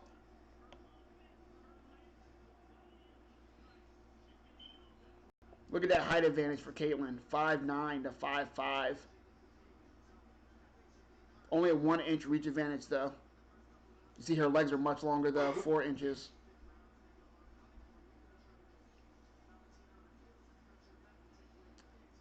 Khrushchevchenko. Much higher tendency to finish. Though Caitlin does land more per minute at 4.2 to 3.02 on Shevchenko's side. But Caitlin absorbs more than she lands at 4.6. Meanwhile, Shevchenko only absorbs 2.16 strikes. It's going to be a factor, man. So Caitlin is giving to get, which is fine against some of these ladies in this division.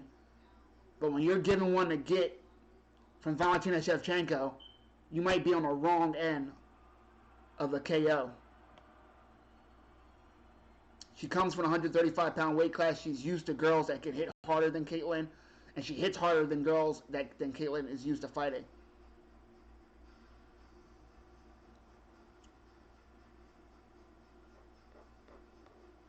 Woo! Are you ready yet? Let's go! Co-main event. Shevchenko versus Chookagian. Can you tell I'm excited? I love this shit. I hope you do too. Thank you for joining me for UFC 247, John Jones versus Dominic Reyes. We are now waiting the co-main event, Caitlin Chookagian versus the champ, Bullet, Valentina Shevchenko, as she is making her walkout to yet another title defense. She could not look more serious right now.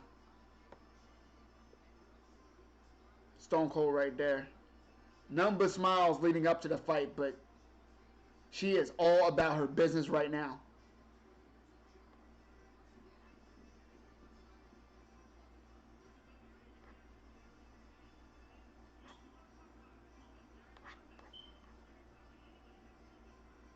don't know how the streams are doing for y'all, but mine is smooth.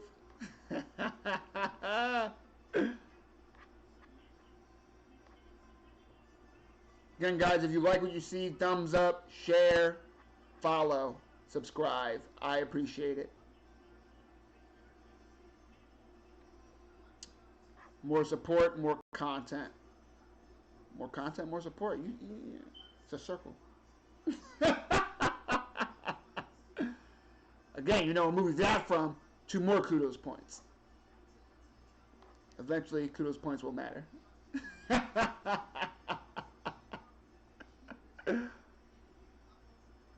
Valentina's sister in her corner. Also a UFC fighter.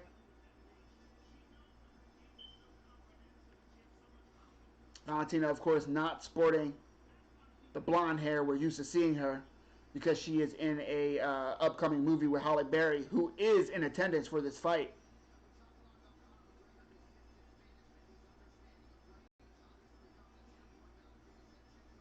Halle Berry slowly but surely becoming a regular in these UFC events. Remember, she was getting help training for John Wick 3, I believe, from Brian Ortega. And she was at Brian Ortega's fight against Max as well.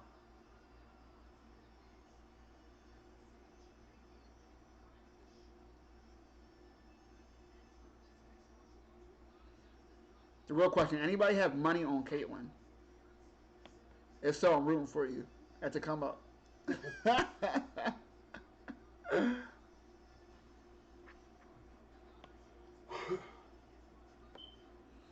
As soon as the stats are live, I'll get them for you. 4-inch height advantage again for Chukagian, but only 1.5 inch reach advantage. But again, the legs, that reach is going to be very significant.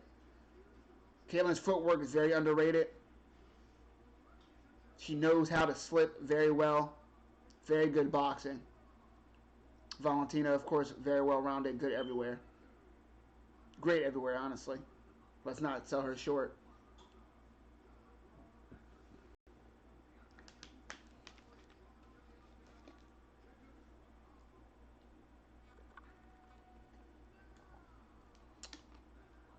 They've got a not very well-known ref in there for a co-main event title fight. Hopefully that's not a factor. I'm not trying to jinx it. I'm knocked on some wood, don't worry.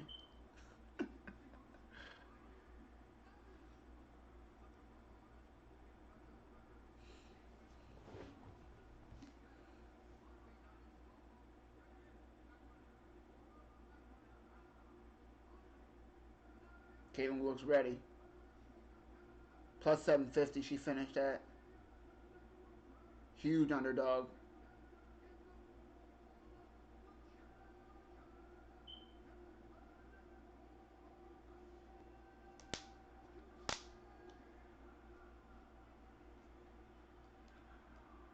The crowd giving her some cheers. I'm surprised because at the weigh-ins they definitely booed her. They were all Shevchenko last night.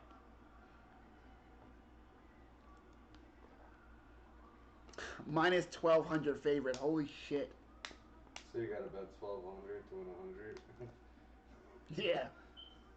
Rough. Right.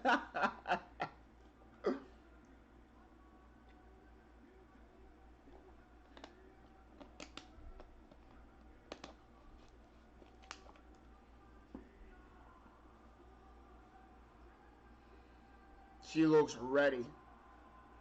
Alright, stats are live, guys. Let me get that ready for you. Before I get into it, you know I'll forget.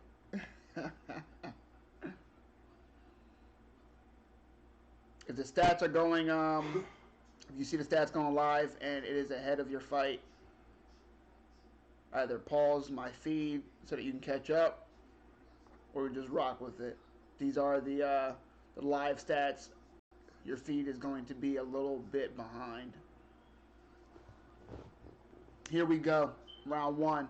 Co-main event, Shevchenko versus Chukagian.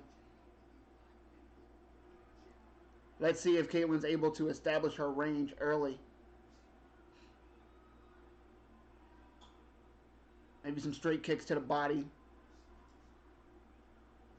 Both trade leg kicks. But Caitlin looks afraid to put anything into that leg kick. You can't just tap the leg of Shevchenko. She's going to return with more force, more power than you're giving. Quick jab from Valentina.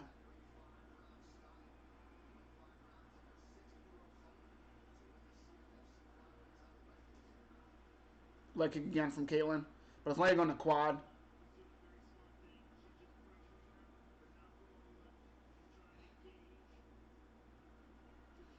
Shevchenko misses that combo. Try to hit her with the 1-2 and with a leg kick. Nothing really connected.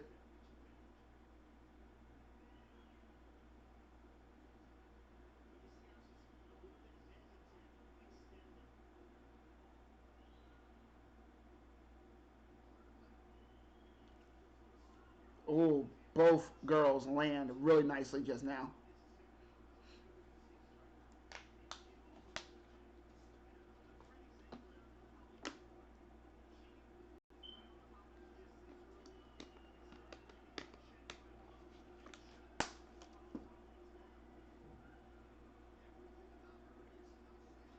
Oh! Did that spinning back fist land? Shevchenko is throwing.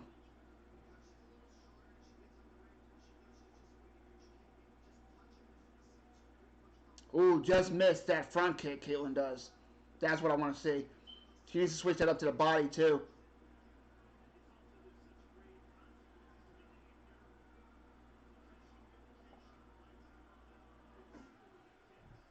Valentina looks very tight. Just misses the 1-2 because of the range, but does land a nice leg kick on the end of that combo. But she's got to figure out a way to get in there. Caitlin's controlling where the fight takes place right now.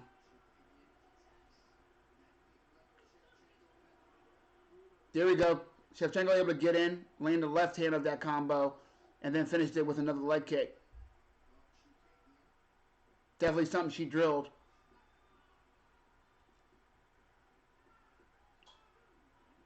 Both ladies mix on that high kick.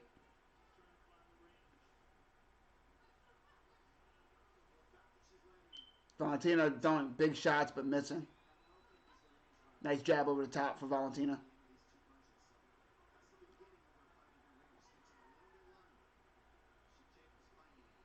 Caitlin coming forward, but always with that jab to keep Valentina backing up. Just missed that high kick. Caitlin did. I want to see her switch up those kicks to the body. She needs another leg kick. Eventually, those are going to hurt.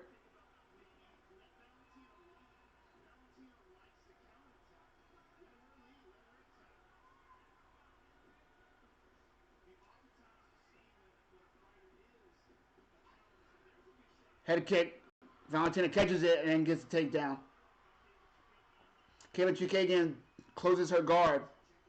Body triangle on the bottom.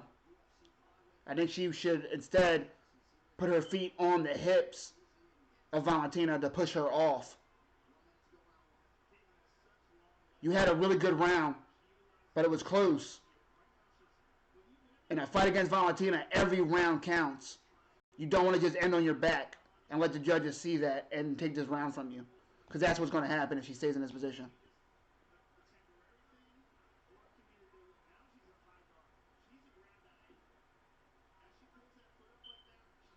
Valentina looks like she's going to be, Caitlin looks like she's going to be comfortable just staying on the bottom the rest of this round, which I think is going to cost her the round on the scorecards.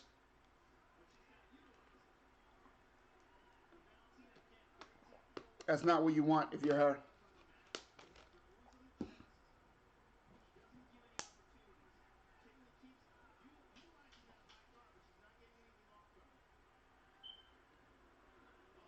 Oh, nice elbow from Valentina to end the round. I think Caitlin Chukagian just gave up a round that she very well could have won. Dang, And instead she's cut open by that last elbow. Oh, boy. Why would you be okay with staying on the bottom against Valentina Shevchenko in a round that you very well could have been winning. How the fuck does that make sense?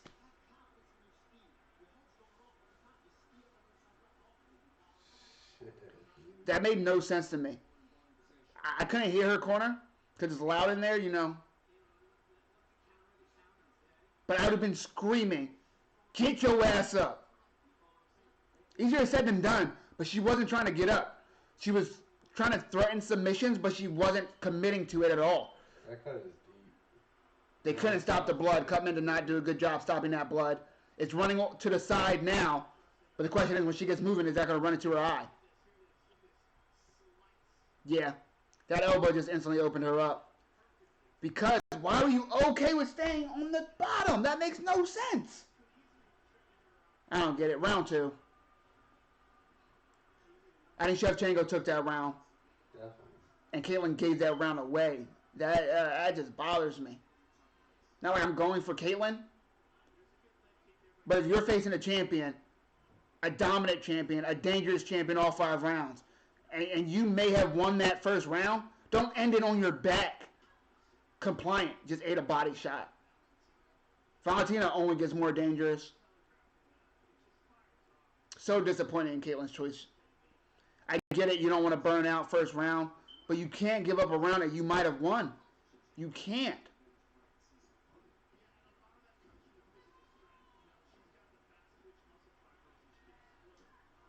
Oh, nice kick to the body from Valentina. Join me tomorrow, guys. We're going to have a, not sure if I'm going to do a live chat or just record something. A fight bite. We'll see. But you will hear from me tomorrow. Because that just bothered me. Not that the fight's over.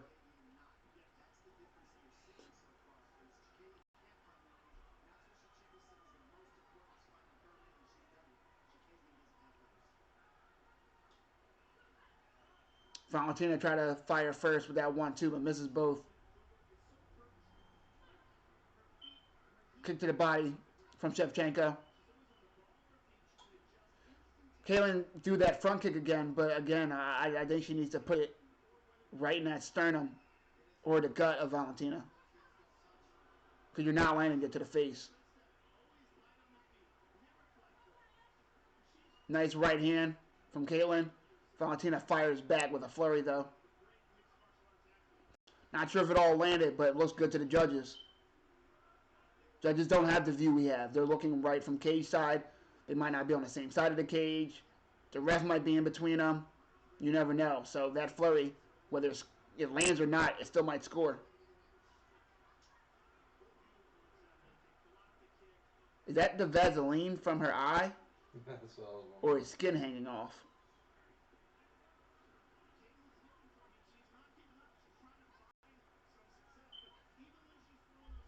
Teep kicks from Caitlyn. Eats a leg kick. Yeah, I think She's not finding her range very well this round. And when she tries to back out, she's getting eaten up by that leg kick. Oh my God! Spinning heel kick from Shevchenko. And Caitlyn eats it. Jeez, that landed right on her jaw. Kudos to Caitlyn, they're eating that. Holy sheesh. Catches another kick takedown for Shevchenko. Minute and 45 to go. Let's see what Caitlyn does this time. Shevchenko's feeling herself.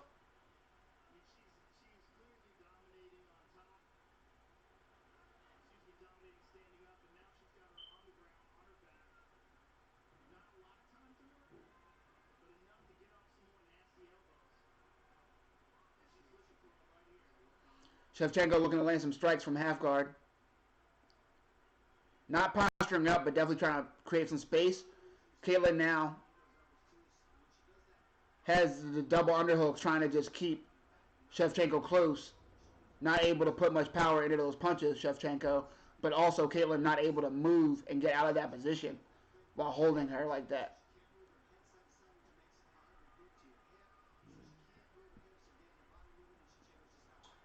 Kaylin, again, not working to get up. But doesn't make sense. I don't get that. Here she goes. She works her way to full guard.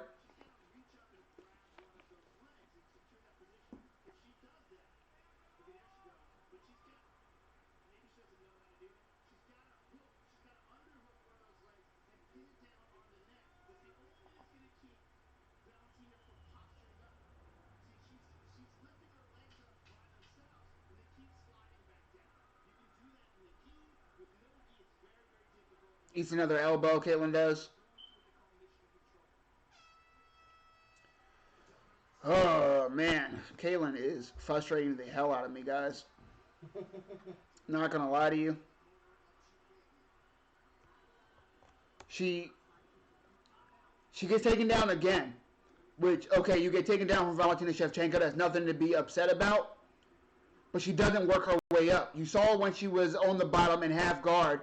She just had to double underhooks and just held Caitlin Chookagian, held Valentina as close to her as she can, which takes away the power of Shevchenko. But Shevchenko's just going to just get whatever shot she can in and ride the rest of the round out. And now she's up 2 rounds to none.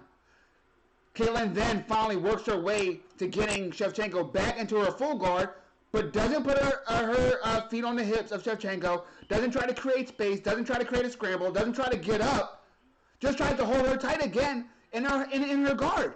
You're not going to win the round. You're not going to score. You're not even going for submissions. I don't understand the game plan of Caitlin Chookagian once she gets taken down. You got to create a scramble in space to get up. The first round is the worst of it because it was a very close first round.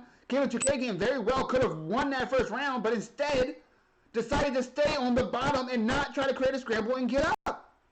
She's now down in the whole 2 rounds against Valentina Shevchenko. Come on. Round 3.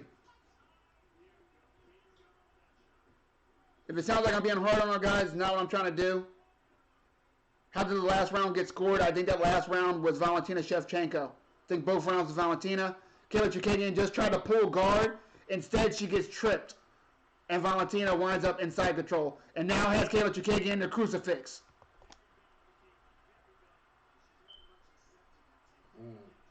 No problem, brother. I appreciate you joining me, man. Thank you. She's eating elbows. Subscribe so you can stay up to date every time that I go on. If it is a fight that you guys care about, I will be here. Valentina teeing off in the crucifix position, and the ref breaks it up. Ends the fight. Because Caitlin Chookagian could not defend herself. Valentina Shevchenko with the flip. And she stuck the landing. Man, Caitlin Chookagian tries to pull guard. Instead, Valentina pushes her off, but then trips her. Does get a takedown, but winds up in a much more dominant position inside control. Puts the arm underneath her legs. Gets crucifix. And Caitlin Chookagian did not look versed enough on the ground to get out of that position. Wow. What a good fight. That's why I did not put money on the fight. What a good finish for Valentina Shevchenko. She's a beast.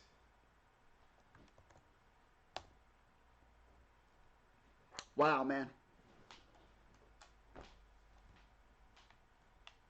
Give me 2 seconds.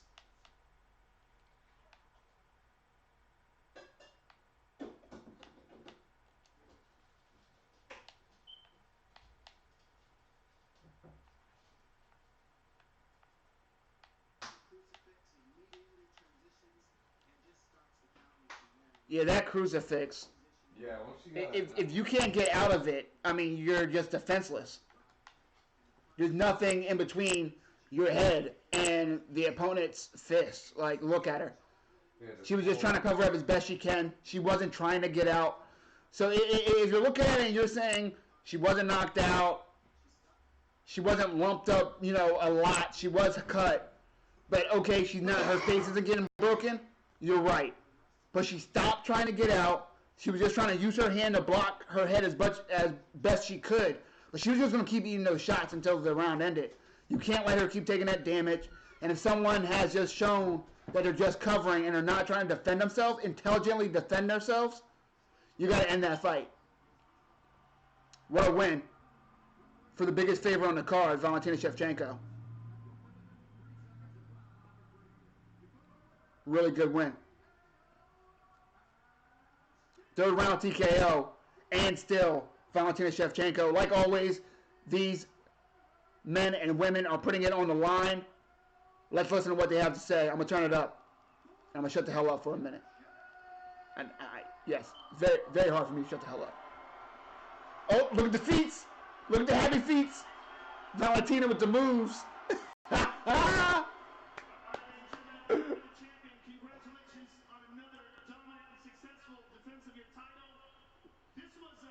Joe Rogan congratulating her on another defense of her title. Dominated from the very beginning with your range and eventually stopped her on the ground. Was there anything surprising about this fight to you? Actually, no, because every time I'm preparing to get some more. Valentina said she's not surprised. She's always preparing for a tougher defense, a tougher fight. Once you secured the crucifix position, you were able to get the stoppage. Is that, for you, what you expected in this fight? Did you expect it to finish on the ground, or did you just not have enough? Asking if she expected to finish on the ground or not. Actually, I expected round kick KO. Yes. She said she expected the wheel kick KO. She did land that flush on Caitlin's jaw, but she ate it. Where there's no obvious challenger. How do you feel about that?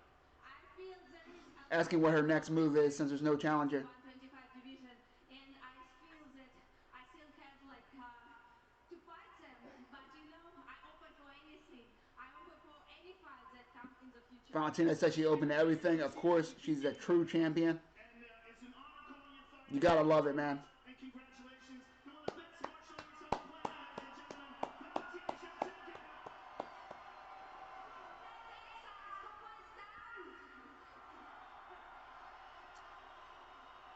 Shevchenko. First of all, I want to say thank you to my team. Valentina thanking Texas. To my gym, Tiger Muay Thai. I know it's Sunday morning and they're all watching. Big hugs for you all, guys. And of course, I'm very happy that I defend my belt here in Houston because for 2 years and a half, it was my home. I lived here. She's just too good. I agree with you, brother. She's fantastic. I don't see her losing anytime soon. Especially not if she doesn't go back to 135, which I don't think she should. I think she should just keep collecting these checks and piling up these title defenses.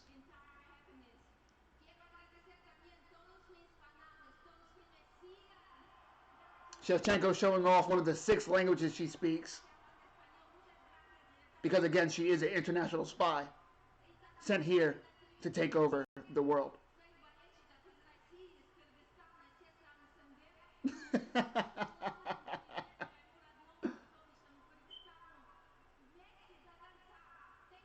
She's a very impressive young lady.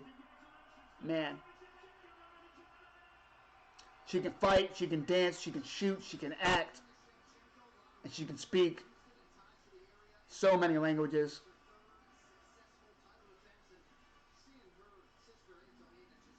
Her sister in the corner. Looks like they got the whole family.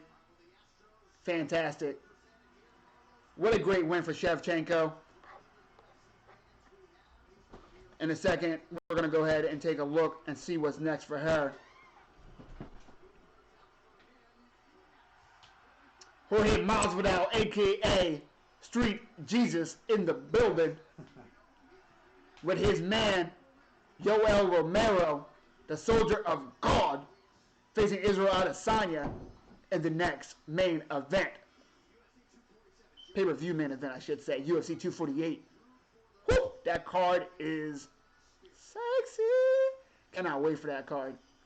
Did you guys see the press conference before the weigh-ins? I didn't even know there was going to be a press conference before the weigh-in. But there we go. We were able to see Israel Adesanya and Yoel Romero interact. Pretty entertaining. Yoel Romero looking cool as a cucumber, having a good time.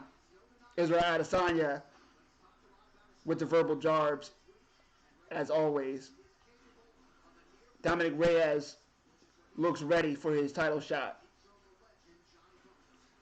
as they wait in the back. Mere minutes away from the main event, UFC 247. Thank you for joining me here live on Mike Jesse MMA channel. Do not forget to follow me, subscribe, thumbs up the video, share, etc., etc. The more the word gets out, the more content you will get from your boy, Mike Jesse MMA. Of course, we will be having an official UFC gear giveaway soon. When? Stay tuned, stay tuned. I will announce it at the next card, which is Anderson versus Blachowicz next week, February 15th. Ooh, that main card's at 8 p.m. That's my favorite. That means I can watch the card and still have a goddamn night ahead of me. That's what I'm talking about, UFC. Thank you. All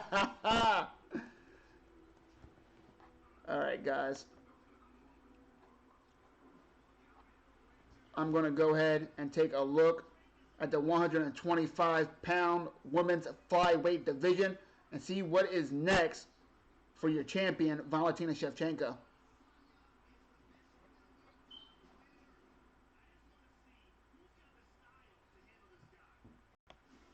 Katlyn Chookagian, who just lost. Jessica Ai, who Shevchenko knocked out of this atmosphere. Jennifer Maia, don't think she's up for a title shot right now. Roxanne Modafferi is interesting. I love Roxanne, the Happy Warrior. She looked great against Macy Barber. I think Valentina ends her, but I would like to see Roxanne Modafferi get her shot at a title. Not counting her title shot against Nico Montano.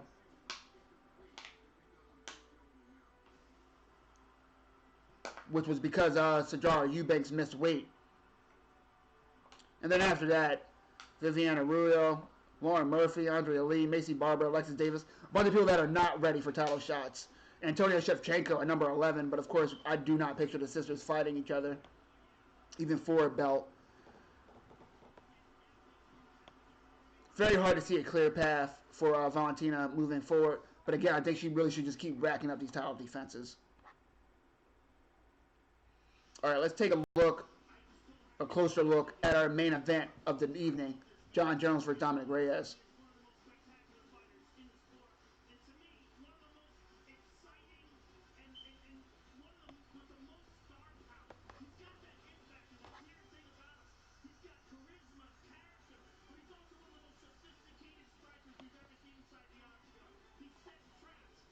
All right, let's take a look at the challenger, Dominic Reyes, the undefeated Dominic Reyes, I may add. Looked fantastic against Chris Weidman. Just like we talked earlier, those middleweights tried to make moves. First, you saw Anthony Smith and Thiago Santos have a lot of success moving from middleweight to light heavyweight. Other guys decided to follow suit. Weidman got knocked out. Luke Rockhold knocked out. Souza got destroyed as well. Curious to see if anyone else is going to make that move anytime soon. Maybe they shouldn't fight these top guys as soon as they come into the division, but they're trying to make a move. They're trying to find the quickest path to a title. I get it. Whew, that UFC 248 card. If we have time after going over the records of Reyes and Jon Jones, I'm going to dig into that 248 card a little bit because I am so fucking excited for it. All right, Reyes KO'd Weidman. He had a close decision victory over Oezdemir, and I actually had Oezdemir winning that fight, honestly. But it is a W for Reyes. A win over OSP. A win over the dangerous Jared Cannonier as he was trying to find his proper weight class. A win over Kimball. A win over Christensen. Not the biggest names on his resume, but taking that Weidman fight was dangerous. Fighting a previous champion. Weidman's not the smallest guy, but Weidman has been on a skid. He's definitely not in his prime anymore. Oezdemir, again, I thought he lost against Oezdemir. OSP, that's a good win. That's a good win. Jared Cannonier, a middleweight. But Jon Jones, just like I was saying what Shevchenko should do, John Jones is just, fighting next contenders. Dominic Reyes was one of the top 3 contenders. It was either him, Jan Blachowicz, or Corey Anderson. And the sexier pick was Dominic Reyes, the undefeated guy, the knockout artist, the athlete. They're both 6'4". But John Jones has a huge reach advantage over Dominic Reyes. Dominic Reyes reached 77 inches. John Jones, 84.5-inch reach. Oh my goodness. 7.5-inch reach advantage for the champion. Of course, both men have a lot of finishes. 58% of Dominic Reyes' fights end in KO. 17% by submission. Only 25% via decision. John Jones, 30% decisions, 26% submissions, 43% knockouts. He can win any and every way possible. Dominic Reyes lands more per minute at 5 to 4.3. He also absorbs slightly more too, 2.27 to 2.03 for the champion. Both great takedown defense, 95% and 85%. Let's look at the dominance that is John Jones for a second. We're going to call him the undefeated John Jones. We all saw that Mark Hamill fight. He did not lose that fight. Technically 25-1. We're going to call him 26-0. 10 title defenses for the champion. A close decision win over Thiago Santos. That fight, he could have lost. But he did what he had to do. Actually, you know what? Scratch that. He did not do what he had to do. He could have made that fight easier. He could have grappled more, taken Santos down. Santos was on no knees. But instead, he put himself in danger to have some fun. I appreciate that from a champion. A win over Smith, he looked good during that fight. He defeated Gustafsson in their rematch. He defeated Cormier in a rematch. OSP, he looked vulnerable against OSP, but never looked in danger. Victory over Daniel Cormier again. Well, for the first time, was a decision. Close fight, but definitely a win for John Jones. Defeated Teixeira. Defeated Gustafsson in a close fight. Destroyed Chael Sonnen. He's been doing this forever, guys. Destroyed Bellator. I believe that was TRT Bellator as well. Destroyed Rashad Evans, his former mentor. Ended Machida. Ended Rampage. Ended Bader. This guy's just beat a who's who. A bunch of legends. And even beating the new cream of the crop. Who am I taking in this fight? I am taking John Jones. I have learned no matter how you feel about John Jones as a person, do not bet against him as a fighter. He is the most talented mixed martial artist to ever grace the octagon. Again, no matter how you feel about him as a person, and I feel some type of way about that man as a person, don't get me started on that. But as a fighter, there's no one with more raw talent. There's no one with a more diverse skill set than John Jones. His striking is ridiculous. It's imaginative. Comes from all angles. Steals from several different disciplines. And his wrestling is D1 caliber. There is no fighter like John Jones. And there probably never will be again. That doesn't mean he's unbeatable. But it's unlikely he's going to suffer a loss tonight, I'll tell you that. The question is, who do you guys got? What's up? Let's see those fight picks before the fight starts. I don't want to see no late-ass picks. If I don't hear before the bell rings, it don't count.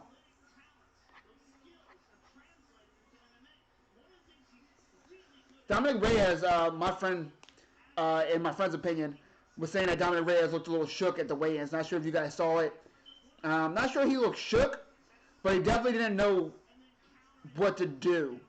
I think he was hoping that John Jones would look him right in his eyes so he can look right back at him so they engage each other. Instead, John Jones chose to not look at him at all, not acknowledge him. John Jones does switch it up. You never know what he's going to do. Anthony Smith saying that you're not just fighting John Jones during the fight, but before, in every way possible the whole week. And John Jones, I think, didn't give Reyes anything to work with. So Reyes just kind of stood there. Kind of didn't know what to do with all that pent up energy. So it kind of looked like nerves. I don't know if it was actual nerves or just like not knowing what to do because it didn't go how you thought it was going to go. Is he over that? Did that moment stay with him? If you saw Kevin Lee versus Tony Ferguson, I think Kevin Lee lost that fight at the weigh-ins. Why? Tony Ferguson would not acknowledge Kevin Lee. Kevin Lee got really emotional and kind of had an adrenaline dump at the weigh-ins, and it looks like he never recovered. He was fighting Staff at the same time. He did look good in many times of that fight, but he couldn't make it past that third round. His energy just wasn't there. Dominic Reyes is looking excited and ready now, though. I'll tell you that.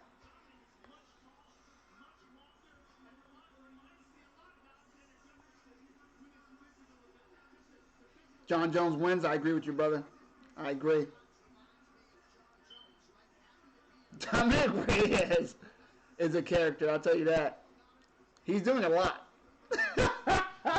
He's staring at us. He's staring at the other side of the cage. He's doing this, doing that. I'm with it. He sounded very confident leading up to this fight. Everyone he talked to, from Brendan Sharp to Ariel Helwani, etc., etc., etc. He sounded confident while talking to John Jones, even though John Jones told him his breath stinks.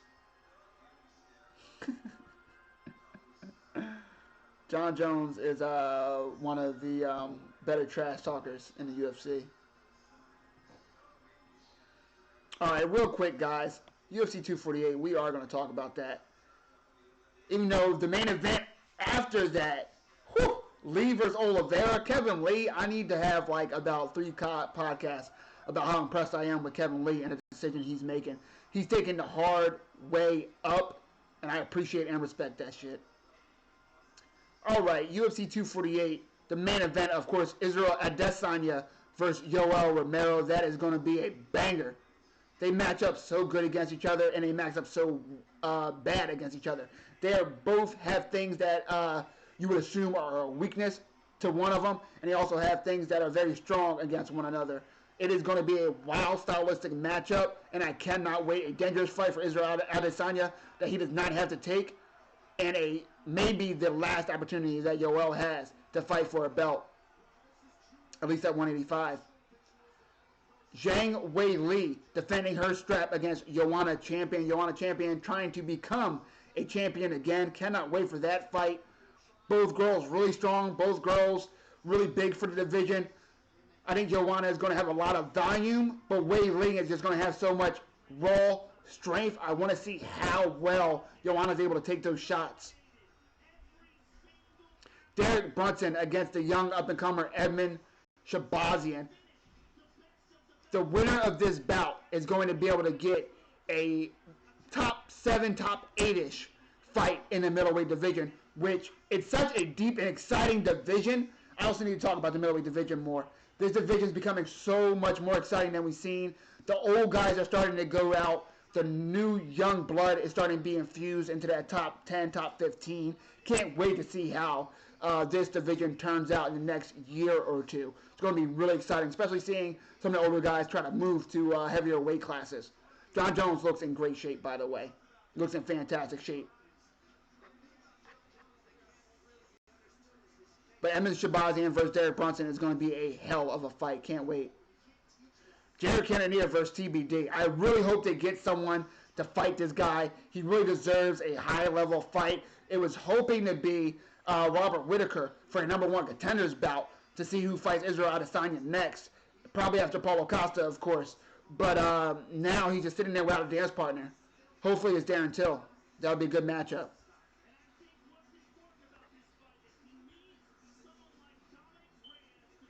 Neil Magny comes back from his suspension against Ling Jiliang. That is going to be a banger. Can't wait to see that one.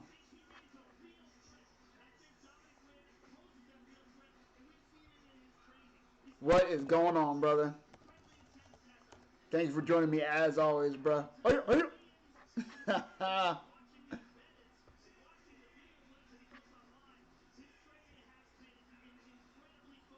Shout out to the good bros always.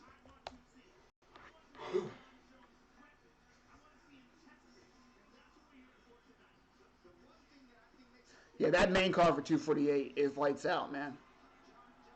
The prelims don't have a lot going on. Benel DeRoche, I'm sorry, Benel Dariush versus Jakar Close. That's going to be a good fight. That's on the prelims. Ooh, Alex Cowboy Oliveira versus Max Griffin. That's a nice fight. I lied. Prelims is all right. Gerald Mearship versus Darren Wynn. Life, love it. Love it. That's a good card. It's a good card. I cannot wait.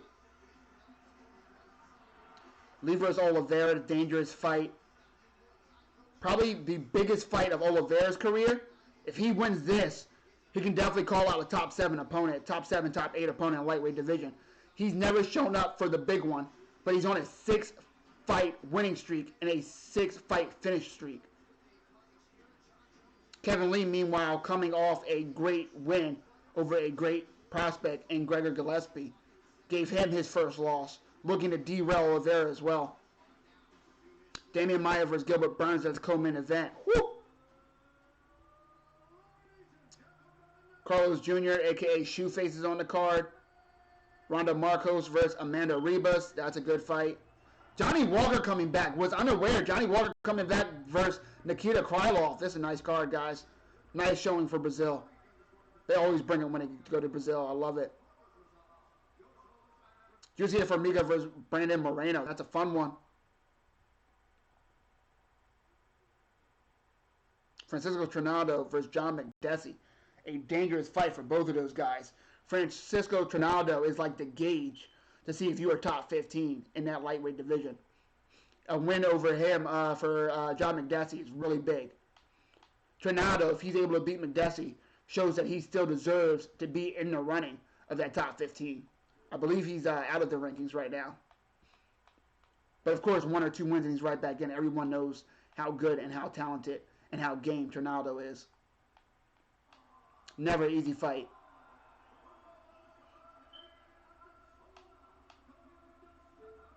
Guys, we made it to the main event. Are you ready? I am.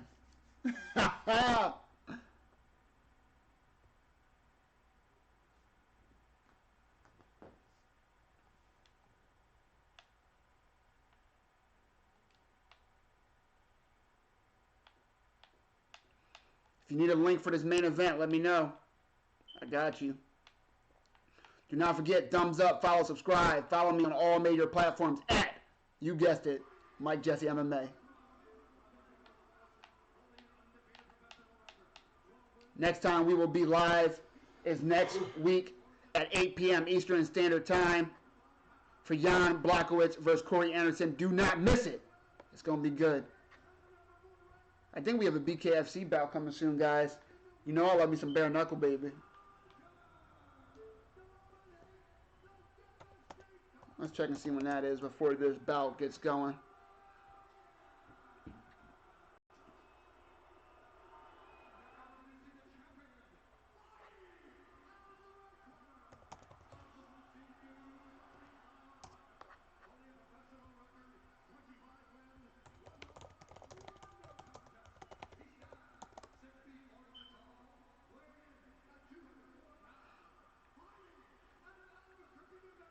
You see, Thiago Alves just signed recently to BKFC.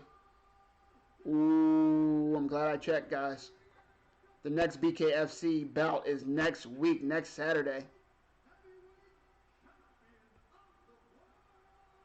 me see what time that starts. Hopefully we can catch both. You know I love me a doubleheader.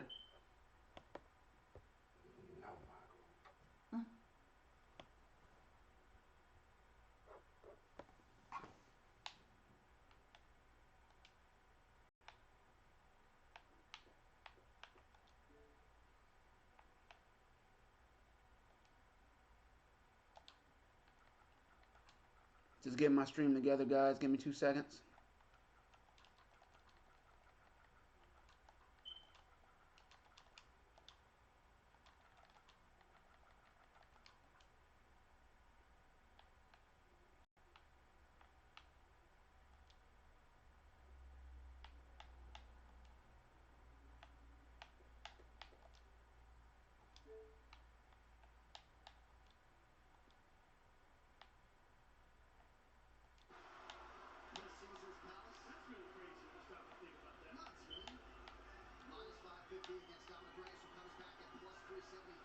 Dominic Reyes looks ready now. On John Jones from the moment You ready, sir? John entered this arena. You ready, John? Let's go, gentlemen, fight. Guys, again, we are the main event. Here we go, first round. Nice left hand from Reyes. John Jones tries to work a takedown. Dominic Reyes needs to come hard and fast, early. He's a teep kick. Dominic Reyes definitely throwing. Nice leg kick from Reyes. Oh, that teep kick to the knee from John Jones is just savage, man. Tears your knee up. I don't even know how you check those. You check a regular leg kick by putting your shin up. Hopefully you go shin to shin and deters them from doing it because it hurts you both. But throwing those, ref warns John Jones of the fingers. Reyes said he was going to bring that up to the ref.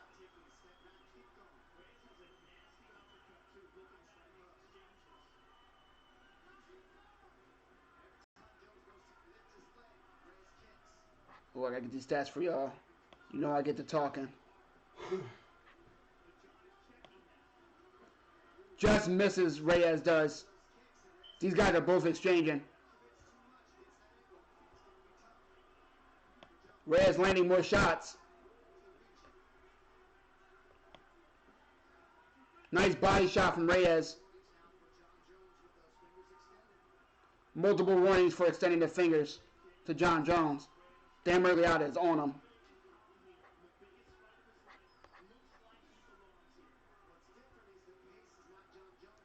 Dominic Reyes keeps switching stances. There's a nice right hand, but eats a leg kick. Of course, Reyes traditionally a southpaw. That left hand is his power hand. Oh! And as he lands to the left, John Jones off balance drops. But I'm pretty sure it landed on his chest. Oh, left hand! Dominic Reyes might have John Jones hurt. He's landing some nice shot on Jones. Jones landing some kicks to the legs and body. But not landing anything to the head yet. At least not much. Nice body kick, Dominic Reyes, and lands another left hand. Dominic Reyes is looking fantastic early on.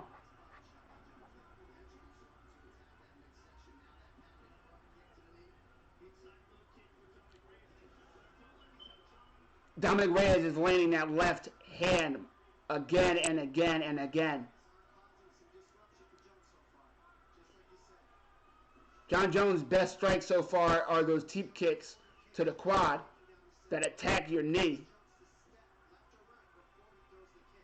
But Reyes has landed a lot of power shots. Lands another left cross. John Jones was moving backwards, so he didn't eat all the impact, but definitely felt it and definitely scored.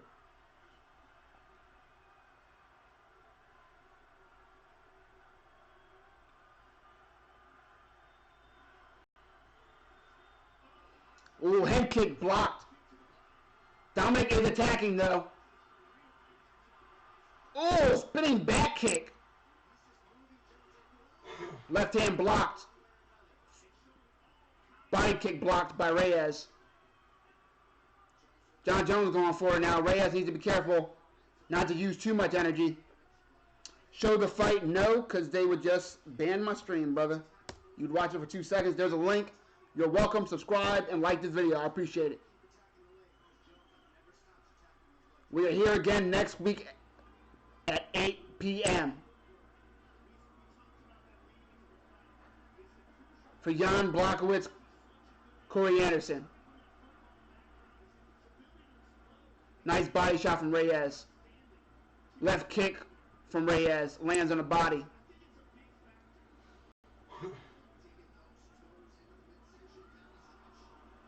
Head kick just barely lands for Jones.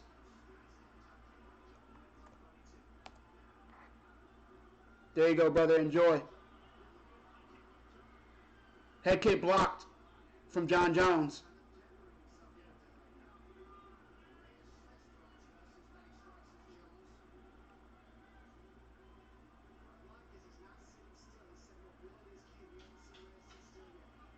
Reyes switching stances a lot, not trying to give John Jones the same look for too long.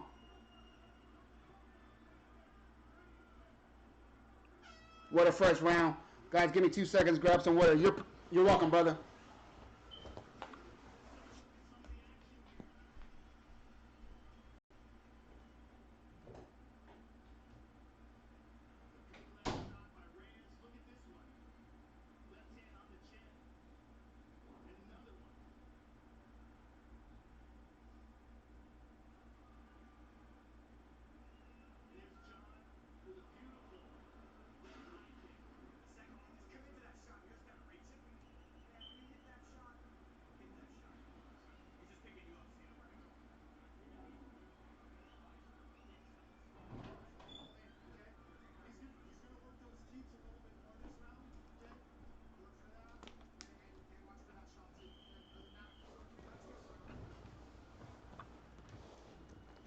Thank you guys for the support. I appreciate you guys being here.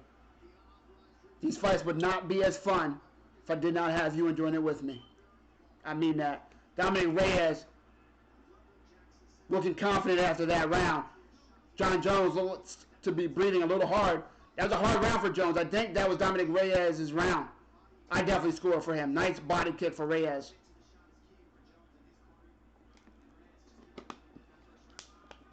Nice leg kick for Reyes. John Jones tries to land a powerful shot. Doesn't really get it off. Gets off balance from that leg kick. But he's now coming forward. Nice jab for John Jones. You can definitely see the urgency in John Jones in this round. He knows he lost that first round. Ooh, that left hand. Gotta be wary of that.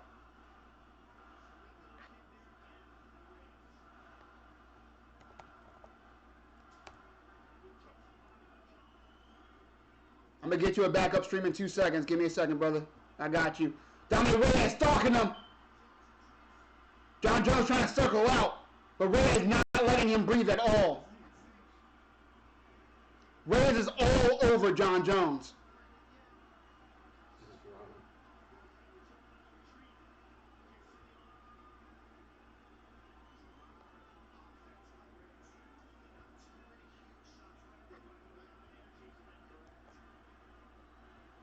Guys, for everyone who was on crack stream and is down, I got you. There you go. Backup's on deck.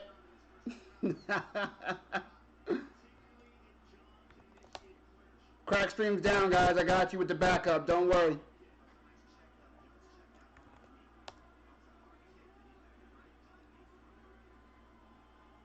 What a crazy round. John Jones, that teep kick again. Really trying to take out that lead leg of Dominic Reyes.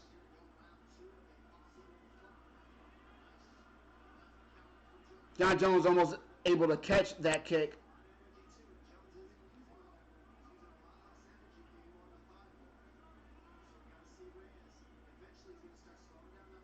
Oh, nice lead uppercut from Dominic. John Jones putting that jab out now, though.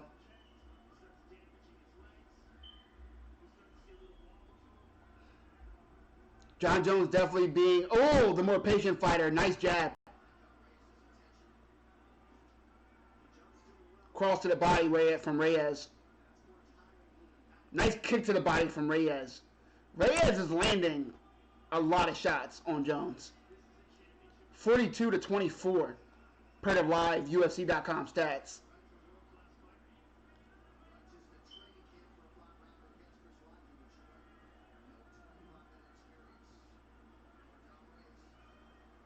John Jones moving forward, stalking Dominic. Dominic doing a lot of bouncing. Needs to be sure that he's not going to wind up gassing himself. There's still 3 rounds to go. Looking good early, very explosive. But a lot of movement compared to what John Jones is doing, who's just sliding forward and just touching him. Jab, teep kick, jab, cross.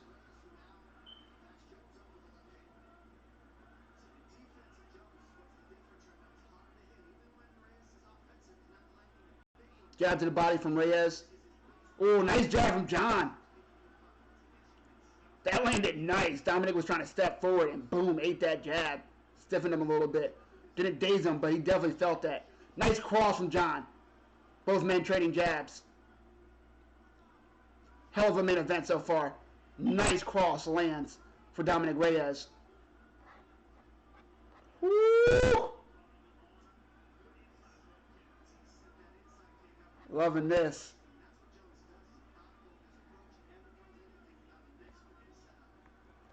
Can't show the fight because they will just find me and ban me. There you go.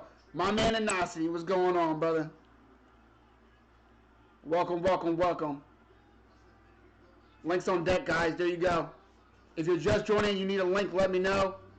I appreciate any follows, subscriptions, likes, etc. Follow me on every major platform. Mike Jesse MMA. I appreciate it. More support, the more content. I will be here next Saturday at 8 p.m. Eastern Standard Time for Jan Blachowicz, Corey Anderson.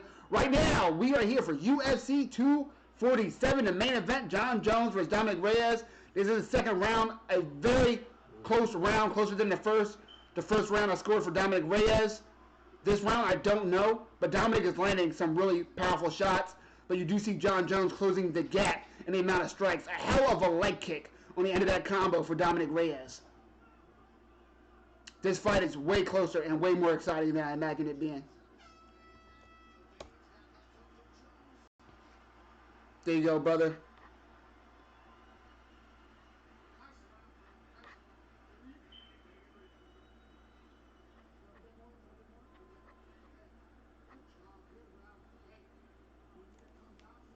Reyes outstriking him again, but this time only 27-21. I don't know. I'm going to say that I get that round of Dominic, though. Let me know what you guys think. Very close round, but I think it's Dominic 2-0 right now.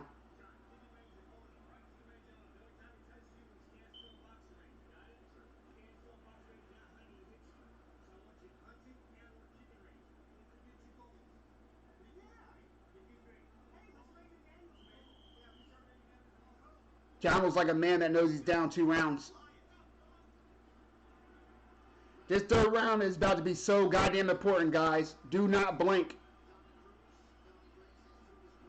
If you have to go take a piss, hold it.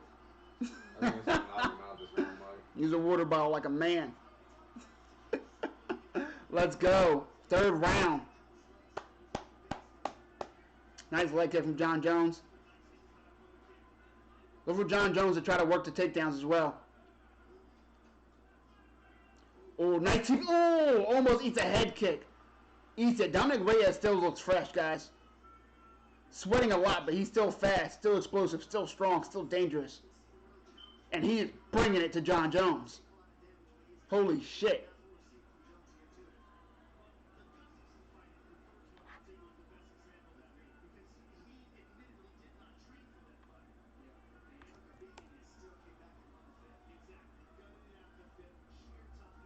That teep kick Jon Jones still going for. Doesn't seem to be affecting Dominic but so much. But that can have real long-term damage. Whether long-term talking about the 4th or 5th round, or long-term talking about the next day and next week. It's not good for your leg getting kicked like that. Nice right hand from Jones. But Dominic answers. Every time Jon Jones lands something significant, Dominic answers.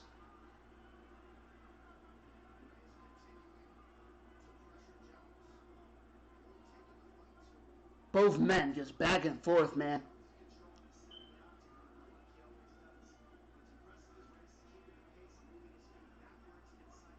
Dominic not finding his range as well this round, though. Jon Jones' coach told him to keep him at kicking range.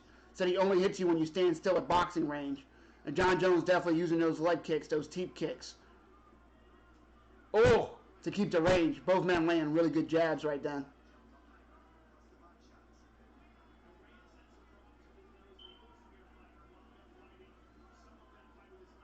Straight kick to the body, blocked from both men. Spinning back kick to the body from Jon Jones lands partially, at least.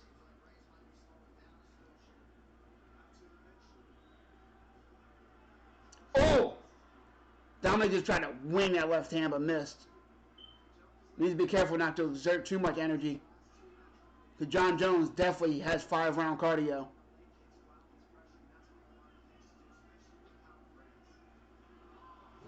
Nice uppercut from Reyes.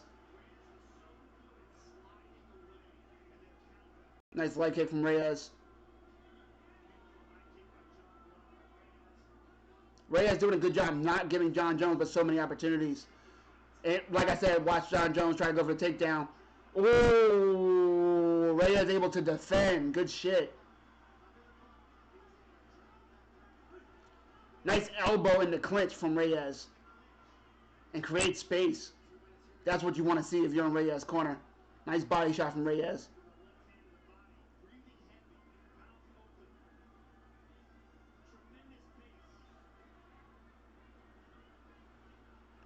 John Jones is stalking Reyes, trying to get him cut off against the cage.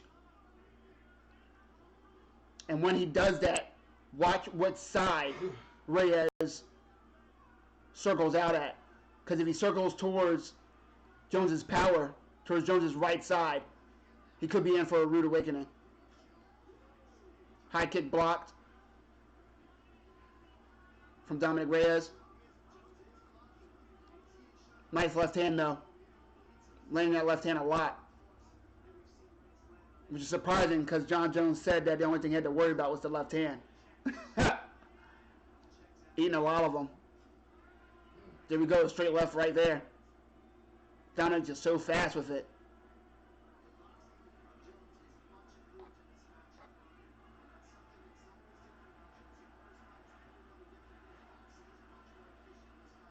Why John don't want to wrestle anymore, I don't know, bro. I mean, maybe he wants to keep his cardio up, but you know that's never been a problem for him. He got really deep on that double leg attempt against the fence, but Dominic is able to stiffen his hips up, get him out, fight under for the underhooks, and create separation. But John Jones definitely should go back to that well. Because this third round, I think John may have lost again.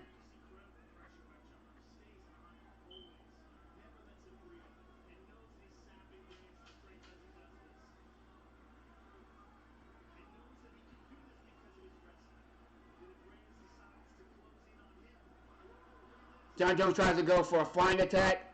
Doesn't get anything. Wow. Guys. Is John Jones down 3 rounds to none right now? Yeah. Because I scored all 3 of those rounds for Dominic Reyes. Ooh.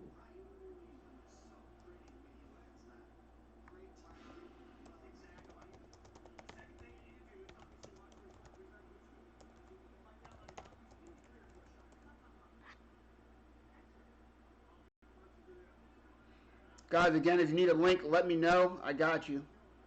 No man left behind. Again, thank you for joining me for UFC 247. We are about to be in round 4 of the main event, John Jones versus Dominic Reyes. And I think we are watching the champion losing right now, down 3 rounds to none. He's been in hard times. Of course, Alexander Gustafsson, the hardest fight of his career. Also the first fight versus Daniel Cormier. But even those first 3 rounds were close. This looks like Dominic Reyes is running away with this fight.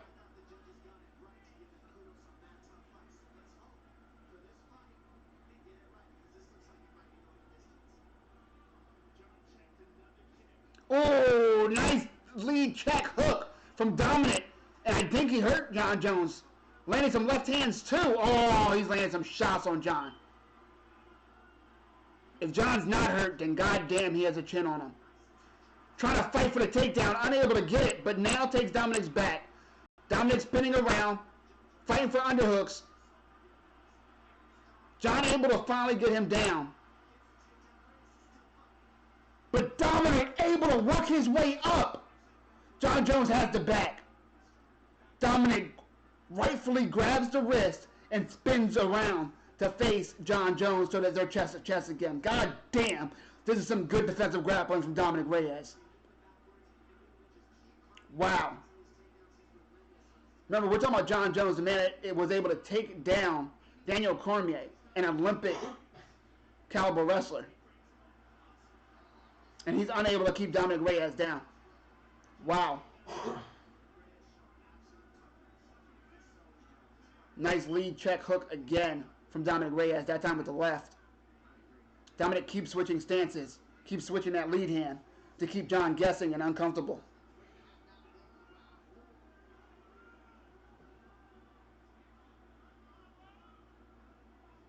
John Jones trying to chase him a little bit. But Dominic's just been really fast and explosive. John hasn't been able to use the reach much with his hands because of how well Dominic slips and gets in the range. Double leg takedown attempt. John Jones tries to lift him, unable to. Now he has the back. Reyes needs to get his hips out and break that grip. You see him trying. He does. Spins around. Nice. Eats an elbow for it. But better than getting taken down by John Jones.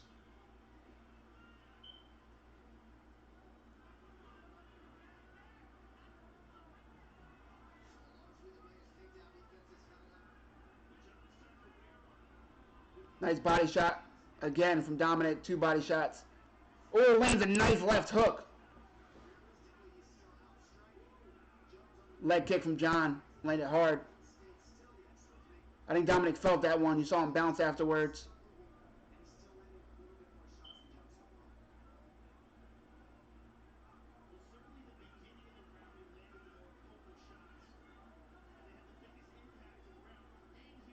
John Jones stalking Dominic Reyes. Another leg kick.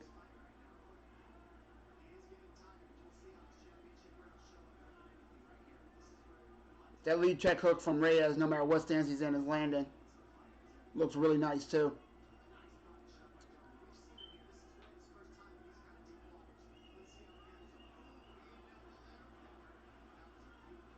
Oh, nice knee from John Jones. You don't want to be in John Jones' Muay Thai clinch. Reyes rightfully tosses it off of him. Backs up. Left hook partially blocked from John Jones, but it does land. Both men throwing. Nice exchange. Nice body shot from John. Counter from Reyes. Reyes is slowing down a lot. Yeah, Dominic Reyes' first time in the championship rounds. Slowing down a bit, but still landing.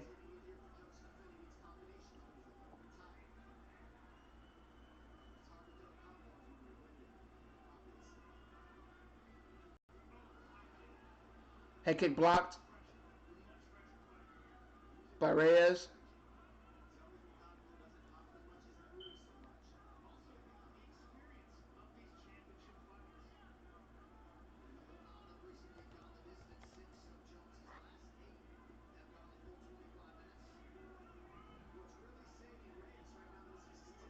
Front kick misses from John Jones. Lands another teep. High kick blocked from Reyes. Oh, really stepping into that teep kick now to the knee. Nasty. That left hook got through from Reyes. Nice combo from Jones. Mixes up to the body, to the head.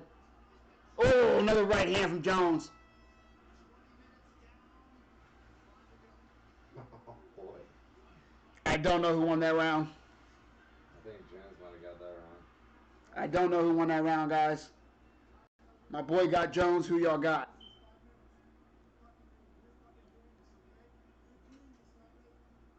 What's happening? I believe I am watching John Jones lose a fight. I have it 3-1 Reyes. It may be 4-0 Reyes, but these judges have been weird today. So for all I know, it's 2-2. But it's a close-ass fight. It's a good fight. 88 strikes to 71, favoring Reyes. Reyes has landed the better shots. He has defended every takedown from John Jones and looked great doing it. Fantastic showing from the challenger, Dominic Reyes. And he may very well be 5 good minutes away from being the next UFC 205-pound champion. God damn, I was not expecting this. At all. I didn't give Reyes a chance, to be honest with you guys. He looks fantastic. Let's see how he looks in this last round. Here we go. Dominic Reyes, a nice left cross to start the round. Oh, nice combination again from Reyes. 1-2 to the body.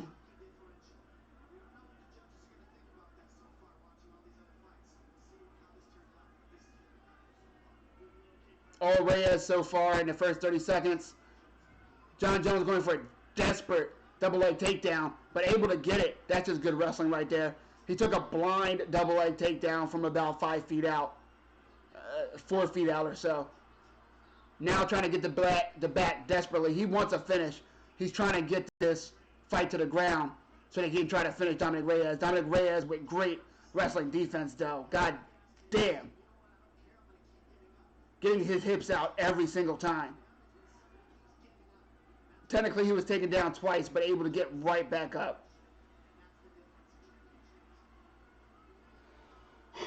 Nice combination for Reyes. Body shot from Jones. Then a cross. Lands a nice elbow, but eats some strikes for it from Reyes. Woo.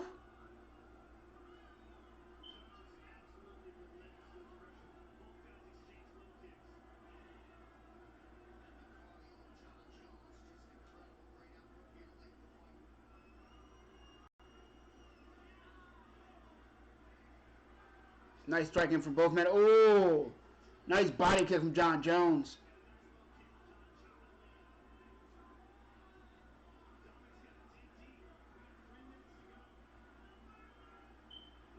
Nice body shot from Reyes.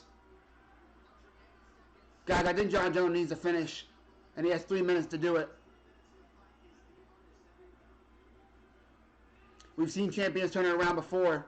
Don't forget Anderson Silva versus Chael Sonnen in part 2. In part 1, I should say. Chael Sonnen winning, and then going into the guard and getting choked out in the 5th round. Oh, nice kick to the body from John Jones.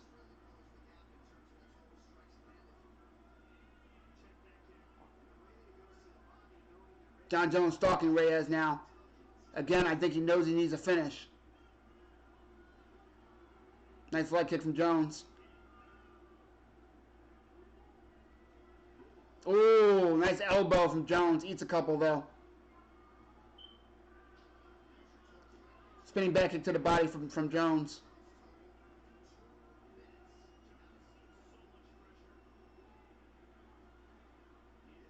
Joe Rogan saying Jones looks fresher, and he does, but Reyes is answering every single time.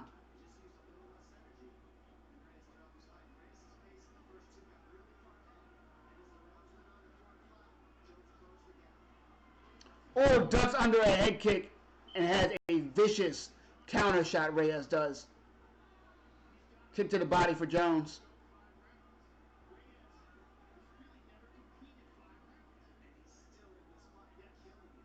Reyes definitely looking tired, but still fighting. Not giving up.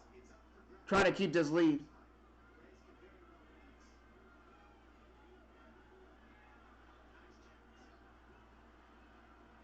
Reyes is starting to get trapped against the cage.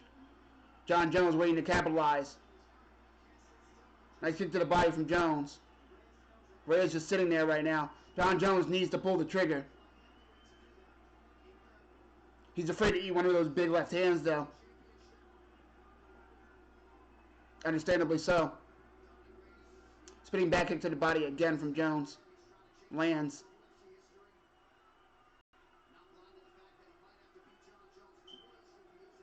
John Jones is stalking Reyes now. Nice leg kick from John Jones. High kick blocked by from John Jones. We're running out of time. 20 seconds to go for John Jones to try to keep his title. Dominic Reyes definitely backing it up, but answering when he has to. So definitely no chance of a 10-8 round, I believe. 10 seconds to go. Dominic Reyes just backing it up. Spinning back fist attempt from John Jones. Dominic Reyes just backing up the last pretty much minute and a half. Like the good going. What a great fight. But I think we are about to see a new light heavyweight champion being crowned, guys.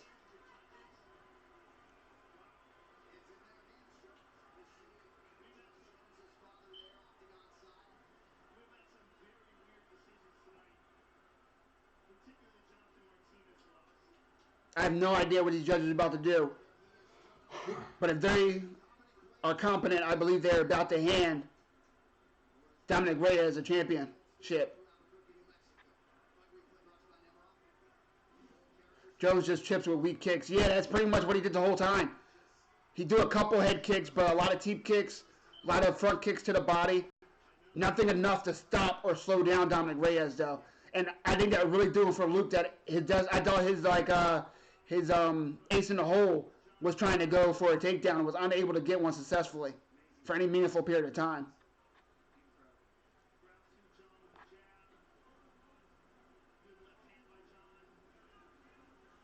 Guys, I have no idea how this decision is going to go, but I really do think it's 3 rounds to 2 Dominic Reyes. Oh, look at some of these shots. It's been a long time since I've seen Jon Jones get hit so much. I mean, Thiago Santos definitely had his moments, but Reyes looked like a true champion tonight. Came out swinging.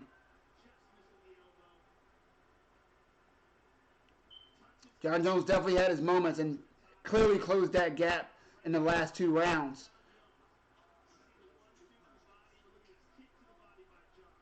But I think those first 3 rounds were Dominic Reyes, and I think the 4th round was close. Look at the striking differential. Jon Jones getting outstruck the first 3 rounds.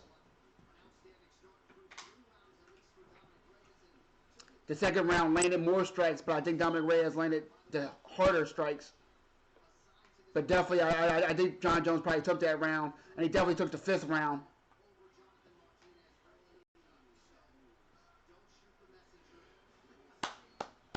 Great fight, though.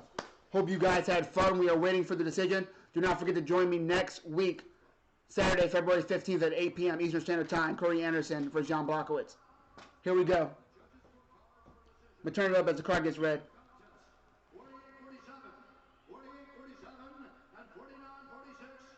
48-7, 48-47, 49-46. And still, someone gave Jon Jones 4 rounds? There's no way. One of the judges gave Jon Jones 4 rounds. That ain't some cheating shit. 4 rounds? What 4 fucking rounds did Jon Jones win? That's bullshit. I'm gonna turn this up so we can hear Jon Jones, but this is bullshit. Right. Jon Jones went 4 rounds? Reyes beat him. That's bullshit. Come on. Come on. Yeah. He was getting hit all the time. Dominic, you have totally earned my respect. That was a great foot takedown. That was a great fight. I tell you what, I think the difference in the fight were takedowns. I couldn't keep him down for too long, but I was taking him down. I'm pretty sure I took him down at least 3 rounds. So Jon Jones saying he took him down at least 3 rounds, but come on. You didn't do anything with the takedowns. This is crazy, man. This is nuts. Were you thinking it was possible that the judges had given him those first 3? yeah, I knew that was a really close fight, and I turned it on in the 5th round. Between the takedowns and the fact that I completely dominated that 5th round, I mean, I felt like I hit him maybe he hit me maybe 1 out of every 6 times I hit him in the 5th round. Jon Jones talking about the 5th round, but come on. I have no idea how he won, man. No idea how he won, especially 49-46. What the fuck was that judge watching? No way. No way 49-46. No fucking way.